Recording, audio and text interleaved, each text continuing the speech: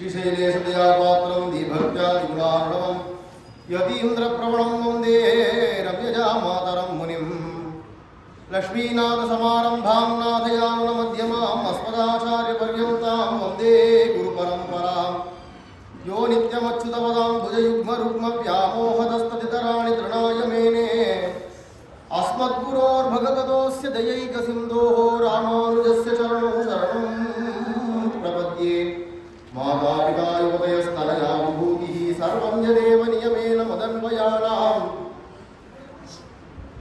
आद्यस्य नः कुलपतेर्वकुलाभिरामं श्रीमत्तदङ्घ्रियुगलं प्रणमामि मूर्धना बोधं सरश्च महदाह्वय भट्टनाथ श्रीभक्तिसार कुलशेखर योगिवाहान् भक्ताङ्घ्रिरेणुपरकाल यतीन्द्रमिश्रान् श्रीमत्पराङ्कुशमुनिं प्रणतोऽस्मि नित्यम् समस्तकल्याणगुणाभिरामं रमानिवासं रमणीयगात्रं सशङ्खचक्रं जगदां शरण्यं श्रीवेङ्कटेशं शरणं प्रपद्ये இருப்பிடம் வைகுந்தம் வேங்கடம் மாலிருஞ்சோலையன்னும் பொறுப்பிடம் மாயனுக்கென்பர் நல்லோர் அவதம் மொடும் வந்திருப்பிடம் மாயனி ராமானுசன் மனத்தே இன்றவன் வந்திருப்பிடம் எந்த நிதயத்துள்ளே தனக்கிம்புறவே கோலாஹலதயா பாத்திரம் மாதுரி ரமணம் பிரபும் பக்தப்பிரியம் பிரேமிகேந்திரம் ரசிகாச்சாரியமாஸ்ரயே ஸ்ரீனிவாசதயா பாத்திரம் ஸ்ரீமத்கோமட்டவம்சஜம் ஸ்ரீநாத பிரேம பக்தம் தம் முகுந்தாச்சாரியமாஸ்ரயே ரமாரமண கோவிந்தா ஜெய போலோ கோமடம் சுவாமிக்கு திருவேங்கடமுடையானாகிய ஸ்ரீனிவாச பெருமாள் கலியுகத்துக்கு பிரத்யட்சமான தெய்வம், கலவு வெங்கட நாயகா அப்படின்னு சொல்லும்படிக்கு கலிக்கு மட்டும்தான் இல்லை, பொதுவாக எல்லா காலத்திலையுமே எல்லாருக்குமே கண்கண்ட தெய்வமாக பிரத்யட்சமான தெய்வமாக இருக்கக்கூடியவர். பேசின தெய்வம், பேசின்றிருக்கிற தெய்வம், பேச போகிற தெய்வம், பிரத்யட்சமாக இருக்கக்கூடியதான எம்பெருமான் அப்படின்னும் பொழுது அப்படி இருக்கக்கூடியதான திருவேங்கடமுடையானுடையதான லீலைகள் அப்படிங்கிறது சொல்லி மாளாது. அன்று முதல் இன்று பர்யந்தம் எவ்வளவோ லீலைகள் அனந்தமாக பண்ணியிருக்கார் ஸ்ரீனிவாச பெருமாள் திருவேங்கடமுடையார். இன்னும் அனந்தமாக பண்ணிகிட்டே இருக்க போறார். அப்படி இருக்கக்கூடியதான அவ்வளவு பெருமைகளும் உடையதான எம்பெருமான் ஸ்ரீனிவாசனுடையதான லீலைகள் அப்படிங்கிறது அவர் சூக்ஷ்மமாக அர்ச்சாவதாரமாக தோன்றுவதற்கு முன்னாலேயும் சரி, தோன்றியதற்கு பின்னாலேயும் சரி, அவர் பண்ணினதான லீலைகள் அப்படிங்கிறது அனந்தமான லீலைகள். எம்பெருமான் திருவேங்கடமுடையான் பண்ணினதான லீலைகளை போல லீலைகள்னா விளையாட்டு. ஒரு பக்தர்கள்ட்ட ஒரு விதமாக விளையாடுவார். நிறைய அருள் பண்றதுல திருவேங்கடமுடையான போல புகழ் பெற்றவர் கிடையாது. அவ்யாஜ கிருபயாயாம் து பிரசித்தஹா ஸ்ரீ வெங்கடேஸ்வரஹா அப்படின்னு சொல்லும்படிக்கு அளவிறந்ததான கருணை பண்றதுல திருவேங்கடமுடையானுக்கு நிகரானவர் வேற ஒருவர் கிடையாது அப்படின்னு சொல்லும்படிக்கு அப்பேற்பட்டதான குணவாளன், கேட்டவர்களுக்கெல்லாம் வேண்டிய கேட்ட பலன்களை கொடுக்கக்கூடியவர், எதெல்லாம் நடக்காதோ நடக்காததெல்லாம் கூட நடத்தி காட்டுற அளவுக்கு பண்ணக்கூடியவர். அன்று என்னைக்கோ பண்ணினார் அப்படிங்கிறதுல இன்னைக்கு பர்யந்தம் பண்ணிட்டு இருக்கார். இன்னைக்கு பர்யந்தம் பண்ணிட்டு தான் இருக்கார் விளையாட்டுகளை. பகவானுடைய லீலைகள் அப்படிங்கிறது அனந்தம். மகாபாரதம் கூட காணாது. திருவேங்கடமுடையான் பண்ணினதான விளையாட்டுகள், அவர் பண்ணினதான ஒரு பக்தர்களுக்கும் பண்ணின வாழ்க்கையில் பண்ணதான அனுகிரகங்கள், அவர் பண்ணினதான அருள்கள் என்னென்ன இருக்கோ அதெல்லாத்தையும் திரட்டி சொல்லிட்டே போனோம்னா மகாபாரதம் போராது. பாடு பெருசாக பண்ணுறது 1,00,000 ஸ்லோகம், 5,00,000 ஸ்லோகம் இல்லை, கோடிக்கணக்கான ஸ்லோகங்கள் எழுதினாலும் எழுதிண்டே போகலாம். அவ்வளவு லீலைகள் எம்பெருமான் பண்ணியிருக்கார். புராணங்கள்லேயே ஏகப்பட்டதான லீலைகள் சொல்லியிருக்கார். இருந்த பொழுதிலும் அதுக்கு மேலே இன்னும் நிறைய எழுதி வைக்க முடியாது. அது மாட்டு அனந்தமாக பண்ணிகிட்டே போகிறார் அப்படின்னும் பொழுது அது ஒரு அளவு கிடையாது. பகவான் பண்ணினதான ஒரு ஜீவனுக்கும் ஒரு சமயங்கள்லையும் அவர் பண்ணுறதான அனுகிரகத்துக்கு எல்லையே கிடையாது. அப்படி இருக்கக்கூடியதான பகவான் நம்மளிடத்துல எல்லாமே இவ்வளவு அருள் பண்ணி இவ்வளவு விளையாட்டுகள் விளையாடுவாரானா அந்த பெருமாள்கிட்ட யாருமே ஏமாற்ற முடியாது. திருப்பதி பெருமாள்கிட்ட போய் அவனை ஏமாத்திட முடியாது. பொய் சொன்னா விடமாட்டார், பொய் சொல்ல விடமாட்டார் பக்தனை.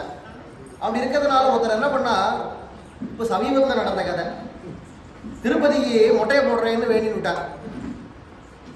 வாய் மூடி பேசாமல் இருந்திருக்கலாம். ஒன்றுக்கு எல்லாத்துக்கு திடீர்னு என்னமோ தோணித்து மொட்டை போடுறேன் அப்படின்னு வேண்டிண்டா சொன்னதுபடி செய்யணும். திருப்பதியில் போயிட்டு அங்கே போய் மொட்டை கொடுக்குற இடத்துல கல்யாண கட்டத்தில் போய் உட்காந்துட்டு அங்கேருந்து அந்த கவரம் பண்ணுறவர் வந்து கையை வைக்கிறச்சே திடீர்னு இவருக்கு ஊருக்கு மொட்டை அடிச்சுன்னு போனோம்னா ஏன் மொட்டைன்னு எல்லாரும் கிண்டல் பண்ணுவாளே மெட்ராஸில் அப்படின்னு அவருக்கு ஒரு லஜ்ஜை ஏற்பட்டது. உடனே இங்கே முன்னாடி கொஞ்சம் அப்படி எடுத்துருங்கோ, இந்த சைடில் கொஞ்சம் எடுத்துருங்கோ, இங்கே கொஞ்சம் எடுத்துருங்கோ, பின்னாடி 4 பக்கம் சுத்தீவர கொஞ்சம் கொஞ்சம் 4 முடி அப்படி கட் பண்ணி விட்டுருங்கோ போகிறோம். ஷவரெல்லாம் பண்ண வேண்டாம். என்ன முடி கொடுக்குறேன் தானே மொட்டை போடுறேன்னு வேண்டின்னு தவிர என்ன கேட்க போகிறாரான்னு பெருமாள் தலையில தானே முடியை கொடுக்குறேன் பார்த்துக்கலாம் அப்படின்ட்டு இந்த மாதிரி 4 முடியை கட் பண்ணிட்டு போயிட்டார். நேராக போய் அங்கே தீர்த்தத்தில் போய் அப்படி ஒரு முக்கு போட்டார். வெள்ளை எழுந்தார், தலையில் ஒரு முடி இல்லை. இன்னைக்கு வரைக்கும் அவருக்கு முடி வரல, நித்திய மொட்டை. ஒரு வாரம் இல்லை 10 நாள் இல்லை ஒரு மாதம் மிஞ்சி போனால் நம்ம தலையில் முடி இல்லாமல் இருக்க போகிறது மொட்டைன்னு சொல்ல போகிறா. ஒழுங்காக முடியை கொடுத்துருந்தா. இவர் என்ன பண்ணார், ஐயோ மொட்டை சொல்ல போகிறாளேங்கிறதுக்காக போய் 4 நாள் பெருமாட்டை போய் ஏமாத்த போனாரோ இல்லையோ, மொட்டை. அன்னைக்கு மொட்டையானவர் இன்னைக்கு வரைக்கும் ஒரு முடி மண்டையில் முளைக்கல. இவ்வளவோ எண்ணெயை தேய்ச்சி பார்த்தார், என்னென்னவோ பண்ணி பார்த்தார், ஒரு முடி மண்டையில் முளைக்கல. ஏன்னா சொன்னதுபடி எதுக்கு வேண்டிகிட்டே செய்யாமல் ஏமாத்த. அதனால இன்னொருத்தர் என்ன பண்ணா, ஒரு 50 ரூபா உண்டியலில் போடுறேன்னு வேண்டிட்டார். 50 ரூபா போட்டிருந்தாருன்னா பேசாமல் போயிருந்துருக்கோம். உண்டியலில் கிட்டக்க போகிறச்சே ஜோபியில் கையை விடுறச்சே அவருக்கு தோணித்து 50 ரூபா போடுறேன்னு நம்ம சொன்னோம், யாருக்கு தெரிய போகுது. 50 ரூபா தான் போடணுமா, 10 ரூபா போட்டா போறாதா அப்படின்னு டப்பர் 10 ரூபா எடுத்துட்டு உள்ளே போட்டார். கையில் 1 லட்சம் ரூபாய்க்கு ஒருத்தான வைர மோதிரம் போட்டு இருந்தார். உள்ளே போட்டோடனே அப்படியே மோதிரமும் கை நழுவி கீழே விழுந்துச்சு. நல்லா டைட்டாக போட்டு இருந்தார். வெள்ளை கயட்டணும்னு சோப்பு போட்டு கஷ்டப்பட்டு கயட்ட வேண்டிய அளவில் டைட்டாக புதஞ்சு கிடைக்கிறதான மோதிரம் 10 ரூபாவோடு சேர்ந்து அந்த 1 லட்சம் ரூபாய் போயிட்டு. ஏன்னா திருப்பதி பெருமாள் மேலே பொய் சொல்ல விட மாட்டார். என் பக்தனாக நீ பொய் சொல்லுவியா, ஏமாத்துறவர் யாரா இருப்பியா? ஏன்னா நான் எப்பேற்பட்டவன், என் பக்தன் இருந்துச்சே, அப்போ நீ எப்படி இருக்கணும் அப்படின்னு பகவான் எதிர்பார்க்குறார். இது ஒவ்வொன்றுமே லீலைகள் தான், விளையாடுறான். உண்மையா நீ இருன்னு பாடம் போட்டுறார். அது மாதிரி பக்தியோடு இருக்கக்கூடியதான ஒரு பக்தர், அவருக்கு வயத்தில் கட்டி வந்துருக்கு, ஆப்ரேஷன் பண்ணணும் அப்படின்னா அவருடைய பாட்டி ஆப்ரேஷன் அந்த காலத்தில் இப்போ இல்லை, சில வருஷங்களுக்கு முன்னாடி, ஒரு 40 வருஷத்துக்கு முன்னாடி இருக்கும். அப்போ அந்த காலத்துலாம் ஆப்ரேஷன்னா ரொம்ப பயப்படுவார், ரொம்ப சீரியஸான விஷயமா இருக்கும். இப்போல்லாம் ஆப்ரேஷன் ரொம்ப சகஜமாக நடக்கிறது. தோட்டத்துக்கெல்லாம் சரன்னு அறுத்து தையலை போட்டு ரொம்ப சகஜமாக போயிடுது. இப்போ ஆப்ரேஷனுங்கிறது பயப்படுற மாதிரி இப்போ இல்லை, அந்த காலத்துலாம் ரொம்ப பயப்படுவார். அதனால அந்த பாட்டி சொன்னால் கத்தியெல்லாம் உடம்புல வைக்கிறது உச்சிதமே இல்லை, திருவேங்கடவா என் பையனை கொண்டு அங்கே அங்க பிரதட்சணம் பண்ண சொல்கிறேன், அவனுக்கு கட்டி சரியாகணும் அப்படின்னு வேண்டினுட்டா. உடனே நாளைக்கு கார்த்தால ஆப்ரேஷன் அப்படின்னு டைம் ஃபிக்ஸ் பண்ணியாச்சு. காரணால் அங்கே போகிறதுக்கு முன்னாடி எதுக்கும் ஒரு ஸ்கேன் எடுத்துகிட்டு போயிடலாம் அப்படின்னா ஸ்கேன் எடுத்து பார்த்தா கட்டியே காணும். நேற்றுக்கு எடுத்ததான ரிப்போர்ட்டில் கட்டி இருக்குது, இவ்வளோ பெரிய கட்டி. இன்றைக்கி பார்த்தா அந்த கட்டியே காணும், மறைஞ்சு போச்சு. அதுக்கப்புறமா அந்த குழந்தைய ஆயிடுச்சு போய் குடும்பத்தோடு போய் அங்க பிரதட்சணம்லாம் பண்ணிட்டு வந்தா அப்படிங்கிறச்சே இதை மாதிரி நடக்காத காரியங்களையும் நடத்துகிறார் இன்றைக்கும். ஆனால் அதிசயம் காட்டுறதுனால அவர் பகவான் அப்படின்னு நம்ம சொல்கிறது இல்லை. அதிசயம் யார் வேணால் காமிச்சிடலாம், சித்தி இருக்கிறவெல்லாம் அதிசயம் காமிச்சிடுவான். அப்படி இருக்கிறதுனால அதிசயம் காட்டுற அதிசயங்களும் பகவான் நடத்துவார் அப்படிங்கிறது தானே தவிர, ஆனால் அதிசயம் காட்டினாதான் அவர் பகவான் அப்படின்னு நினச்சிட்டோம்னா முட்டாள்தனம். பகவான் அதிசயம் காட்டுறவர் இல்லை, குணத்தை காட்டுறவர். அவருடைய குணங்கள் தான் நமக்கு முக்கியம். அப்படிங்கிறதுனால அந்த குணங்களை பலவேறு விதமாக காட்டக்கூடியதான எம்பெருமான், பலவிதமான லீலைகளும் விளையாட்டுகளும் விளையாடக்கூடியவர். அவர்கிட்ட நம்பிக்கை வேணும் நமக்கு, அவ்வளோதான் முக்கியம். பகவானை நம்பினா கெட்டு போக மாட்டோம். எவ்வளவுக்கு நமக்கு நம்பிக்கை இருக்கோ அவ்வளவுக்கு பகவான் தான் இருக்கேங்கிறத பிரகடனம் பண்ணுவார். தொண்டமான் அப்படிங்கிறதான பக்தனுக்காக பிரத்யட்சமானதான திருவேங்கடமுடியான் தொண்டமான இடத்துல அநேகமான விளையாட்டுகள்லாம் விளையாடி இருக்கார். ஒரு சமயம் ராஜா பலவேல கோவில் இருக்குது, நித்தியம் கோவிலுக்கு போயிட்டு வர முடியாது, சமயம் அவகாசம் கிடைக்கிறச்செல்லாம் போயிட்டு வருவார். ஏன்னா இவர் ராஜாவாக இருக்கார். 1000 ராஜாக்கள், அந்த காலத்து ராஜாக்களை போல கிடையாது. இப்போ இருக்கிறதான ராஜாக்கள் எல்லாரும் வேலை கிடையாது, வழக்கெல்லாம் ராஜாவே இப்போ கிடையாது. இருந்தாலும் அவளுக்கு வேலை ரொம்ப குறைச்சார். மந்திரியாக இருக்கணும், ராஜாவோட வேலை குறைச்சார். ஏன்னா ஆர்மின்னு தனியாக இருக்குது, அப்புறமா நீதித்துறை அப்படிங்கிறதான அந்த சட்டங்கள்லாம் நடத்தக்கூடியதான கோர்ட் அப்படின்னு தனியாக வச்சு விட்டா, ஆட்சி பண்ணுறது அப்படிங்கிறது 3ஆக பிரித்து விட்டா. அந்த காலத்தில் 3 ராஜா ஒருத்தனே தான். இவனே தான் போர் வந்தால் வாழை தூக்கின்னு போகணும், இவனே தான் நீதிபதியாக உட்காந்து நீதி ஸ்தானத்தை சொல்லணும், நீதிகளெல்லாம் வழங்கணும், இவனே ராஜாவாக இருந்து ராஜ்ய பரிபாலனம் பண்ணணும், 3த்தையுமே ராஜா தான் கவனிக்கணும். ராஜாவுடைய காரியங்களை இப்போ சொல்ல ஆரம்பிச்சோன்னா 10 நாளைக்கு உட்காந்து சொல்லலாம். எவ்வளோ காரியங்கள் ராஜாக்கு இருக்குது, என்னென்ன பொறுப்பு இருக்குதுன்னு அவ்வளோ விஷயங்கள் இருக்குது. அப்படிப்பட்டதான பொறுப்புகள் இருக்கிறதுனால தொண்டமான் சக்கரவர்த்தி எங்கெங்கெல்லாம் சமயம் கிடைக்கிறதோ உடனே விறுவிறுவிறுன்னு மலையேறி ஓடி போய் திருவேங்கடமுடியான சேவிச்சுட்டு வந்துடுவார். அடிக்கடி போயிட்டு வந்துட்டே இருப்பா. பரம பக்தராக பக்தியும் பண்ணிட்டு இருக்கார். தனக்கு கொடுக்கப்பட்டதான கடமையான கைங்கரியம், பகவத் கைங்கரியம்ங்கிற புத்தியோட ராஜ்யத்தையும் பரிபாலனம் பண்ணிட்டு இருக்கக்கூடிய சமயம் ஒரு நாள் அவருடையதான சபையில திடீர்னு சில பிராமணர்கள் எல்லாரும் தோன்றினார்கள். ஆயிரக்கணக்கான பிராமணர்கள் சபையில் அப்படி தோன்றினாலும் இல்லையோ ராஜாவுக்கே ஆச்சரியமா போச்சு.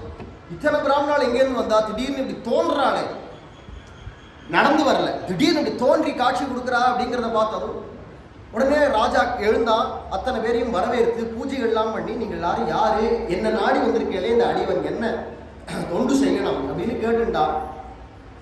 உடனே அந்த பிராமணர்கள் எல்லாரும் பேச ஆரம்பிச்சா. சிம்மாதனாமா ரஜனீச்சரேந்திரோ நாராயணா திரௌமி வசஞ்சனானாம் கரோதி ஹிம்சாம் பகுதா நரேந்திர விதேஹி யுத்தே வதமஸ்ய சீக்கிரம். இந்த திருவேங்கடமுடையான் எழுந்தருளி இருக்கக்கூடியதான அந்த நாராயணமலை அப்படிங்கிறதுடைய பின்பக்கத்துல, முன்பக்கத்துல கிழக்கு பக்கத்துல திருவேங்கடமுடையான் இருக்கார். மேற்கு பக்கம், மலைக்கு மேற்கு பக்கத்துல அங்க ஒரு அசுரன் ஒருத்தன் இருக்கான், சிம்மாதன் அப்படின்னு அவனுக்கு பெயர். அவன் அங்க இருக்கக்கூடியதான ரிஷிகள், முனிவர்கள், தபஸ்விகள் யார் யார் இருக்காளோ எல்லாரையும் துன்புறுத்திண்டு மிகவும் சிரமம் கொடுத்துட்டு இருக்கான். உயிரோட சாப்பிட்டுடுறான், மாம்ச பக்ஷணம் பண்றான். அசுராளுக்கு அதான் லட்சணம். யார் யாரெல்லாம் மாம்சம் திங்கிறாளோ அவளாரும் ராட்சசாள் அசுராள், யார் யாரெல்லாம் ராட்சசாள் அசுராளோ அவளாரும் மாம்சம் தின்னுவா. ஒரே வார்த்தையில் முடிஞ்சு போச்சு. இதான் டெஃபினிஷன். அப்படி இருக்கிறதுனால அந்த மாம்சம் தின்றவனா, அதுவும் நரமாம்சம், மனுஷாவுடைய மாம்சம் தான் அவளுக்கு ரொம்ப பிடிக்குமா. அப்படி இருக்கக்கூடியதான அந்த ராட்சசன் ஒருத்தன், அசுரன் ஒருத்தன் இருக்கா, ரொம்ப தொந்தரவு கொடுக்குறான். நீ தான் அவனை வதம் பண்ணணும் அப்படின்னு இந்த தொண்டமான இடத்துல, இவங்க சாதாரண மனுஷ ராஜா, அவனோ அசுரன்ற ராட்சசன், சிம்மாதன்கிறதான ராட்சசன், அவனோட யுத்தம் பண்ணணும் அப்படின்னு சொன்னதும் தொண்டமான் கேட்கிறான், நான் எப்படி, அதுக்கெல்லாம் எனக்கு சக்தி உண்டா, அசுராளோட நான் ராமரா, அசுரா ராட்சசாலோட போய் யுத்தம் பண்றதுக்கு, நான் சாதாரண ஒரு மனுஷன் தானே அப்படின்னதும் அந்த வந்த பிராமணாளான்னு சொன்னா, தவை வராஜன் கரு வெங்கடேஷா சகா சுகர் சுராணாம் அபயத் பிரதோஹி பலேன தஸ்யைவ ஹி சம்பிரவிஷ்டா கர்த்தும் சமர்த்தோசி வதம் கலஸ்ய. அப்பா, நீ சாதாரண ஒரு மனுஷனான ஒரு ராஜா மட்டும் இல்லை, உனக்கு ஆருயிர் நண்பன் திருவேங்கடமுடையான். சாட்சாத் தேவர்களா இருக்கட்டும், அசுராளா இருக்கட்டும், எல்லாராலையும் தொழப்படக்கூடியவராக, அவாவாளுக்கு வரக்கூடியதான கஷ்டங்கள் எல்லாம் போக்கக்கூடியவராக, 33 அவருக்கு முன் சென்று கப்பம் தவிர்க்கும் கலியே அப்படிங்கிறாளே ஆண்டாள். அப்பேற்பட்டதான அவாவாளுக்கு வரக்கூடிய சிரமங்களை போக்கி அவாவாளுக்கு தேவையான நல் பலன்களோட லாபங்களோட வாழ வைக்கிற தெய்வம் திருவேங்கடமுடையான். அவர் உனக்கு நண்பனாச்சேப்பா, அவர் உனக்கு ஆரோக்கிய நண்பனா இருக்கார் அப்படிங்கிறச்சே, அப்போ நாங்கள் உங்கள்கிட்ட சொன்னாதான் காரியம் நடக்கும், அதனால தான் உங்ககிட்ட வந்து விண்ணப்பிச்சுட்டோம் அப்படின்னு சொன்னதும் உடனே ராஜா சொல்றான், ஆமா நீங்க சொல்றது வாஸ்தவம் தான், திருவேங்கடமுடையான் எனக்கு ஆருயிர் நண்பன்னு பகவானா என்கிட்ட அபிமானிச்சிருக்கேன். பொதுவாக நம்ம பகவான்கிட்ட உறவு கொண்டாடுறது அப்படிங்கிறது ஒன்று உண்டு. சில பேர் விஷயத்துல பகவான் தானா வந்து இவர் இந்த உறவு அப்படின்னு ஏத்துக்கிறது அப்படிங்கிறது ஒன்று உண்டு, பிரகடனம் பண்ணுவார். அதை மாதிரி பண்ணிவிட்டாரான்னா அதுதான் ரொம்ப உயர்ந்தது. நம்மளா ஒரு உறவு பாவிச்சோமானா அந்த உறவு பகவான் ஏத்துப்பார், ஏத்துக்க மாட்டேன்னு சொல்ல மாட்டார், கண்டிப்பா ஏத்துப்பார். சில பேர் விஷயத்துல பகவான் ஒரு உறவு, அவருக்கு மனசுல ஒரு உறவு தோணும், அந்த உறவு பிரகடனம் பண்ணிவிட்டாரான்னா அப்போ அந்த உறவு தான் முக்கியம், அது இன்னும் பலம் ஜாஸ்தி, பகவானே காட்டி கொடுத்த உறவு. அப்படி இருக்கிறதுனால எனக்கு ஆருயிர் நண்பன் நீ அப்படின்னு பகவான் என்னை ஏத்துன்னு இருக்கிறது என்னமோ உண்மைதான். சத்தியம் ஹி நூனம் பகவான் கிருபாடு சகாம ஸ்ரீபதி ராப்தகாமஹா. யார் யாரெல்லாரும் பக்தி பண்றாளோ அவளுக்கு எல்லாருக்கும் வேண்டியதான அத்தனை பலன்களையும் கொடுக்கக்கூடியதான எம்பெருமான் சத்தியம். நீங்க சொல்றது சத்தியம், எனக்கு சகான் தான் பகவான், அவனே அதை அபிமானிச்சிருக்கான். ஆகையினால நான் அவர்கிட்ட பிரார்த்தனை பண்ணிக்கிறேன், பகவான் இதுக்கு ஒரு நல்ல ஒரு முடிவை ஏற்படுத்துவார், இந்த சிம்மாதனை வதம் பண்றதுக்கு பகவானே முயற்சி எடுப்பார் அப்படின்னு சொல்லிவிட்டு, இன்னைக்கு முக்கியமான விஷயமே இதுதான், விசாரணையை பெரிய விசாரணையா வந்திருக்கு. ஆகையினால ராஜா சொன்னா அதுக்கு உரியது என்னவோ நான் பகவான்கிட்ட பிரார்த்தனை பண்ணிக்கிறேன் அப்படின்னு சொன்னதும் அத்தனை பிராமணர்களும் பட்டுன்னு மறைஞ்சா. எதிர்க்க பார்த்தா தேவர்களும் ரிஷிகளுமா காட்சி கொடுக்குறா. ஒரு க்ஷணம் இப்படி காட்சி கொடுத்துட்டு மறைச்சு போயிட்டான். சாதாரண ஒரு ராஜா ஆட்சி பண்ணிட்டு இருக்கிற சமயத்தில் திடீர்னு ராஜசபையில் தேவர்கள் எல்லாரும் வந்து தோண்டி இருந்து தேவர்களாலேயே முடியாத காரியத்தை நீ தான் சாதிச்சு கொடுக்கணும்னு இவங்கிட்ட துணையை நாடுறாளான்னா அப்போ இந்த தொண்டமான் எப்படி பிரபாவசாலியா இருக்கணும், மேலும் பகவான் அவங்கிட்ட அப்படி ஒரு நட்போட இருக்கான். சுவாபாவிகமான பிரபாவமும் தொண்டமானுக்கு உண்டு. அதுக்கு மேலே அது ஒன்றுக்கு ரெண்டாக கூட்டுறா மாதிரிக்கு பகவானும் இவனுக்கு ஆரோக்கிய நண்பனாக இருக்கிறதுனால தேவாலே இவனுடையதான துணையை நாடுறாளாம். அப்படி வந்ததும் தேவர்களேவா வந்து நம்மள்கிட்ட பிரார்த்தனை பண்ணிட்டு போறா அப்படின்னு நினைச்சா ராஜா. சரி, பகவான்கிட்ட உடனே போய் சொல்லுவோம். எப்போ தேவர்கள் வந்து பேசுகிறாளோ அப்போ அதுக்கு நம்ம முதல்ல மதிப்பு கொடுக்கணும். உடனே வச்ச ராஜ்ய காரியங்கள்லாம் இருக்கட்டும் அப்படின்ட்டு மந்திரிகளை பார்த்து சொல்லிட்டு ஜல்லுன்னு திருப்பதி மலை மேலே ஏறிவிட்டான் ராஜா. ஜில்லு ஜில்லு ஜில்லுன்னு மலை மேலே ஏறி தனியாக தான் போகிறான். போய் அங்கே எம்பெருமானாகிய ஸ்ரீனிவாசன்கிட்ட போய், பிரபு இந்த மாதிரி தேவர்கள் எல்லாரும் வந்தா, பெருமாள் இவன் வந்துட்டாருன்னா நேருக்கு நேர் பேச ஆரம்பிச்சுடுவார். அர்ச்சகாலுக்கெல்லாம் தெரியும் ராஜாவோட பெருமாள் நேரம் பேசுவாருங்கிறது தெரியும். அதனால ராஜா வந்துவிட்டாருன்னா உடனே கற்பூர ஆரத்தி பண்ணி தீர்த்த சடனை கொடுத்து பிரசாதங்கள்லாம் கொடுத்துட்டு, மகாராஜா நீங்கள் பெருமாளோட பேசிட்டு இருந்தோம், எப்போ நீங்கள் பேசி முடிக்கிறீங்களோ அப்புறமா சொல்லுவோம், நாங்கள் வரோம் அப்படின்ட்டு இவாள் வெளில போயிடுவான். முடிஞ்சால் கதவை கூட சாத்தின்னு போயிடுவான். எங்கே? திருப்பதியில் மூலவர்கிட்ட, திருப்பதி மூலவர்கிட்ட பெருமாள் இடத்துல கதவை சாத்தின்னு போயிடுவா. இந்த தொண்டமானாச்சு பெருமாளாச்சு தனியாக இருப்பாளாம். பெருமாள் அப்படி கதவை சாத்தின வளர போயிட்டாளானா, ஏன்னா பகவானை நேரம் பார்க்கறதுக்குரிய தகுதி வேணும். தகுதி இல்லாதவா இருந்தாலானா பகவானால் நேரம் காட்சி கொடுக்க முடியாது, அர்ச்சாவதாரமாகவே இருப்பார். அப்படி இருக்கிறதுனால சுதந்திரமாக பகவான் பேசி இவர்கிட்ட என்னென்ன சொல்லணும்னா அதுக்கு இடையூடாக இருக்கக்கூடாதுன்னு அர்ச்சகாலே நகர்ந்துடுவாளாம். நகர்ந்து போயிடுவா, அப்புறம் போயிடுவா. அர்ச்சகால்கிட்டே பகவான் பேசுவான், இல்லைன்றது கிடையாது. அந்த காலத்தில் இருந்ததான் அர்ச்சகால்கிட்ட பகவான் நேருக்கு நேராக பேசிட்டு இருந்தான். அப்படிங்கிறச்சே அவளும் அந்த அளவுக்கு தகுதி உடையவாளாக இருந்தா. இருந்தாலும் பர்சனல்னு 1000 உண்டு. ராஜாவுக்கும் பெருமாளுக்கும் 1000 பர்சனல் உண்டு. நம்ம குறுக்க இருக்க வேண்டாம்னு அவனால் அப்புறம் போயிட்டான். ராஜா தனியாக பெருமாள்கிட்ட சொல்கிறான், இந்த மாதிரி தேவர்கள் எல்லாரும் வந்தா, அவளுக்கெல்லாம் இந்த சிம்மாதன் அப்படிங்கிறதான அசுரனை வதம் பண்ணணும் அப்படிங்கிறது விஷயமாக பிரார்த்தனை பண்ணிண்டா, உங்ககிட்ட நான் பிரார்த்தனை பண்ணிக்கிறேன், நீங்கள் தான் அவர் அந்த அசுரனை போய் ராட்சசனை போய் வதம் பண்ணணும் அப்படின்னு. உடனே பகவான் சொன்னா, அதெல்லாம் சரிப்பா, இதுக்கெல்லாம் போய் நான் போக வேண்டிய அவசியம் இல்லை, நீ போனாலே போகிறோம். யார்? நானா? நான் ஒரு சாதாரண மனுஷன் தானே, நான் எப்படி பகவான்கிட்ட அங்கே அந்த அசுரன் ராட்சசனோட போய் யுத்தம் பண்ண முடியும் அப்படின்றான் தொண்டமான். பகவான் சொன்னா, நீ ஏன் கவலைப்படுற, உனக்குழுல நானே ஆவேசிக்கிறேன், என்னுடையதான வாகனமான கருடாழ்வாரே உனக்கு வாகனமா இருப்பார், என் கையில் இருக்கக்கூடியதான சங்கு சக்கரங்களை உன் கையில் நான் கொடுக்குறேன். யார்? பகவான் கையில் இருக்கிற சங்கு சக்கரம். திருவேங்கடமுடியான் கொடுக்குறார்.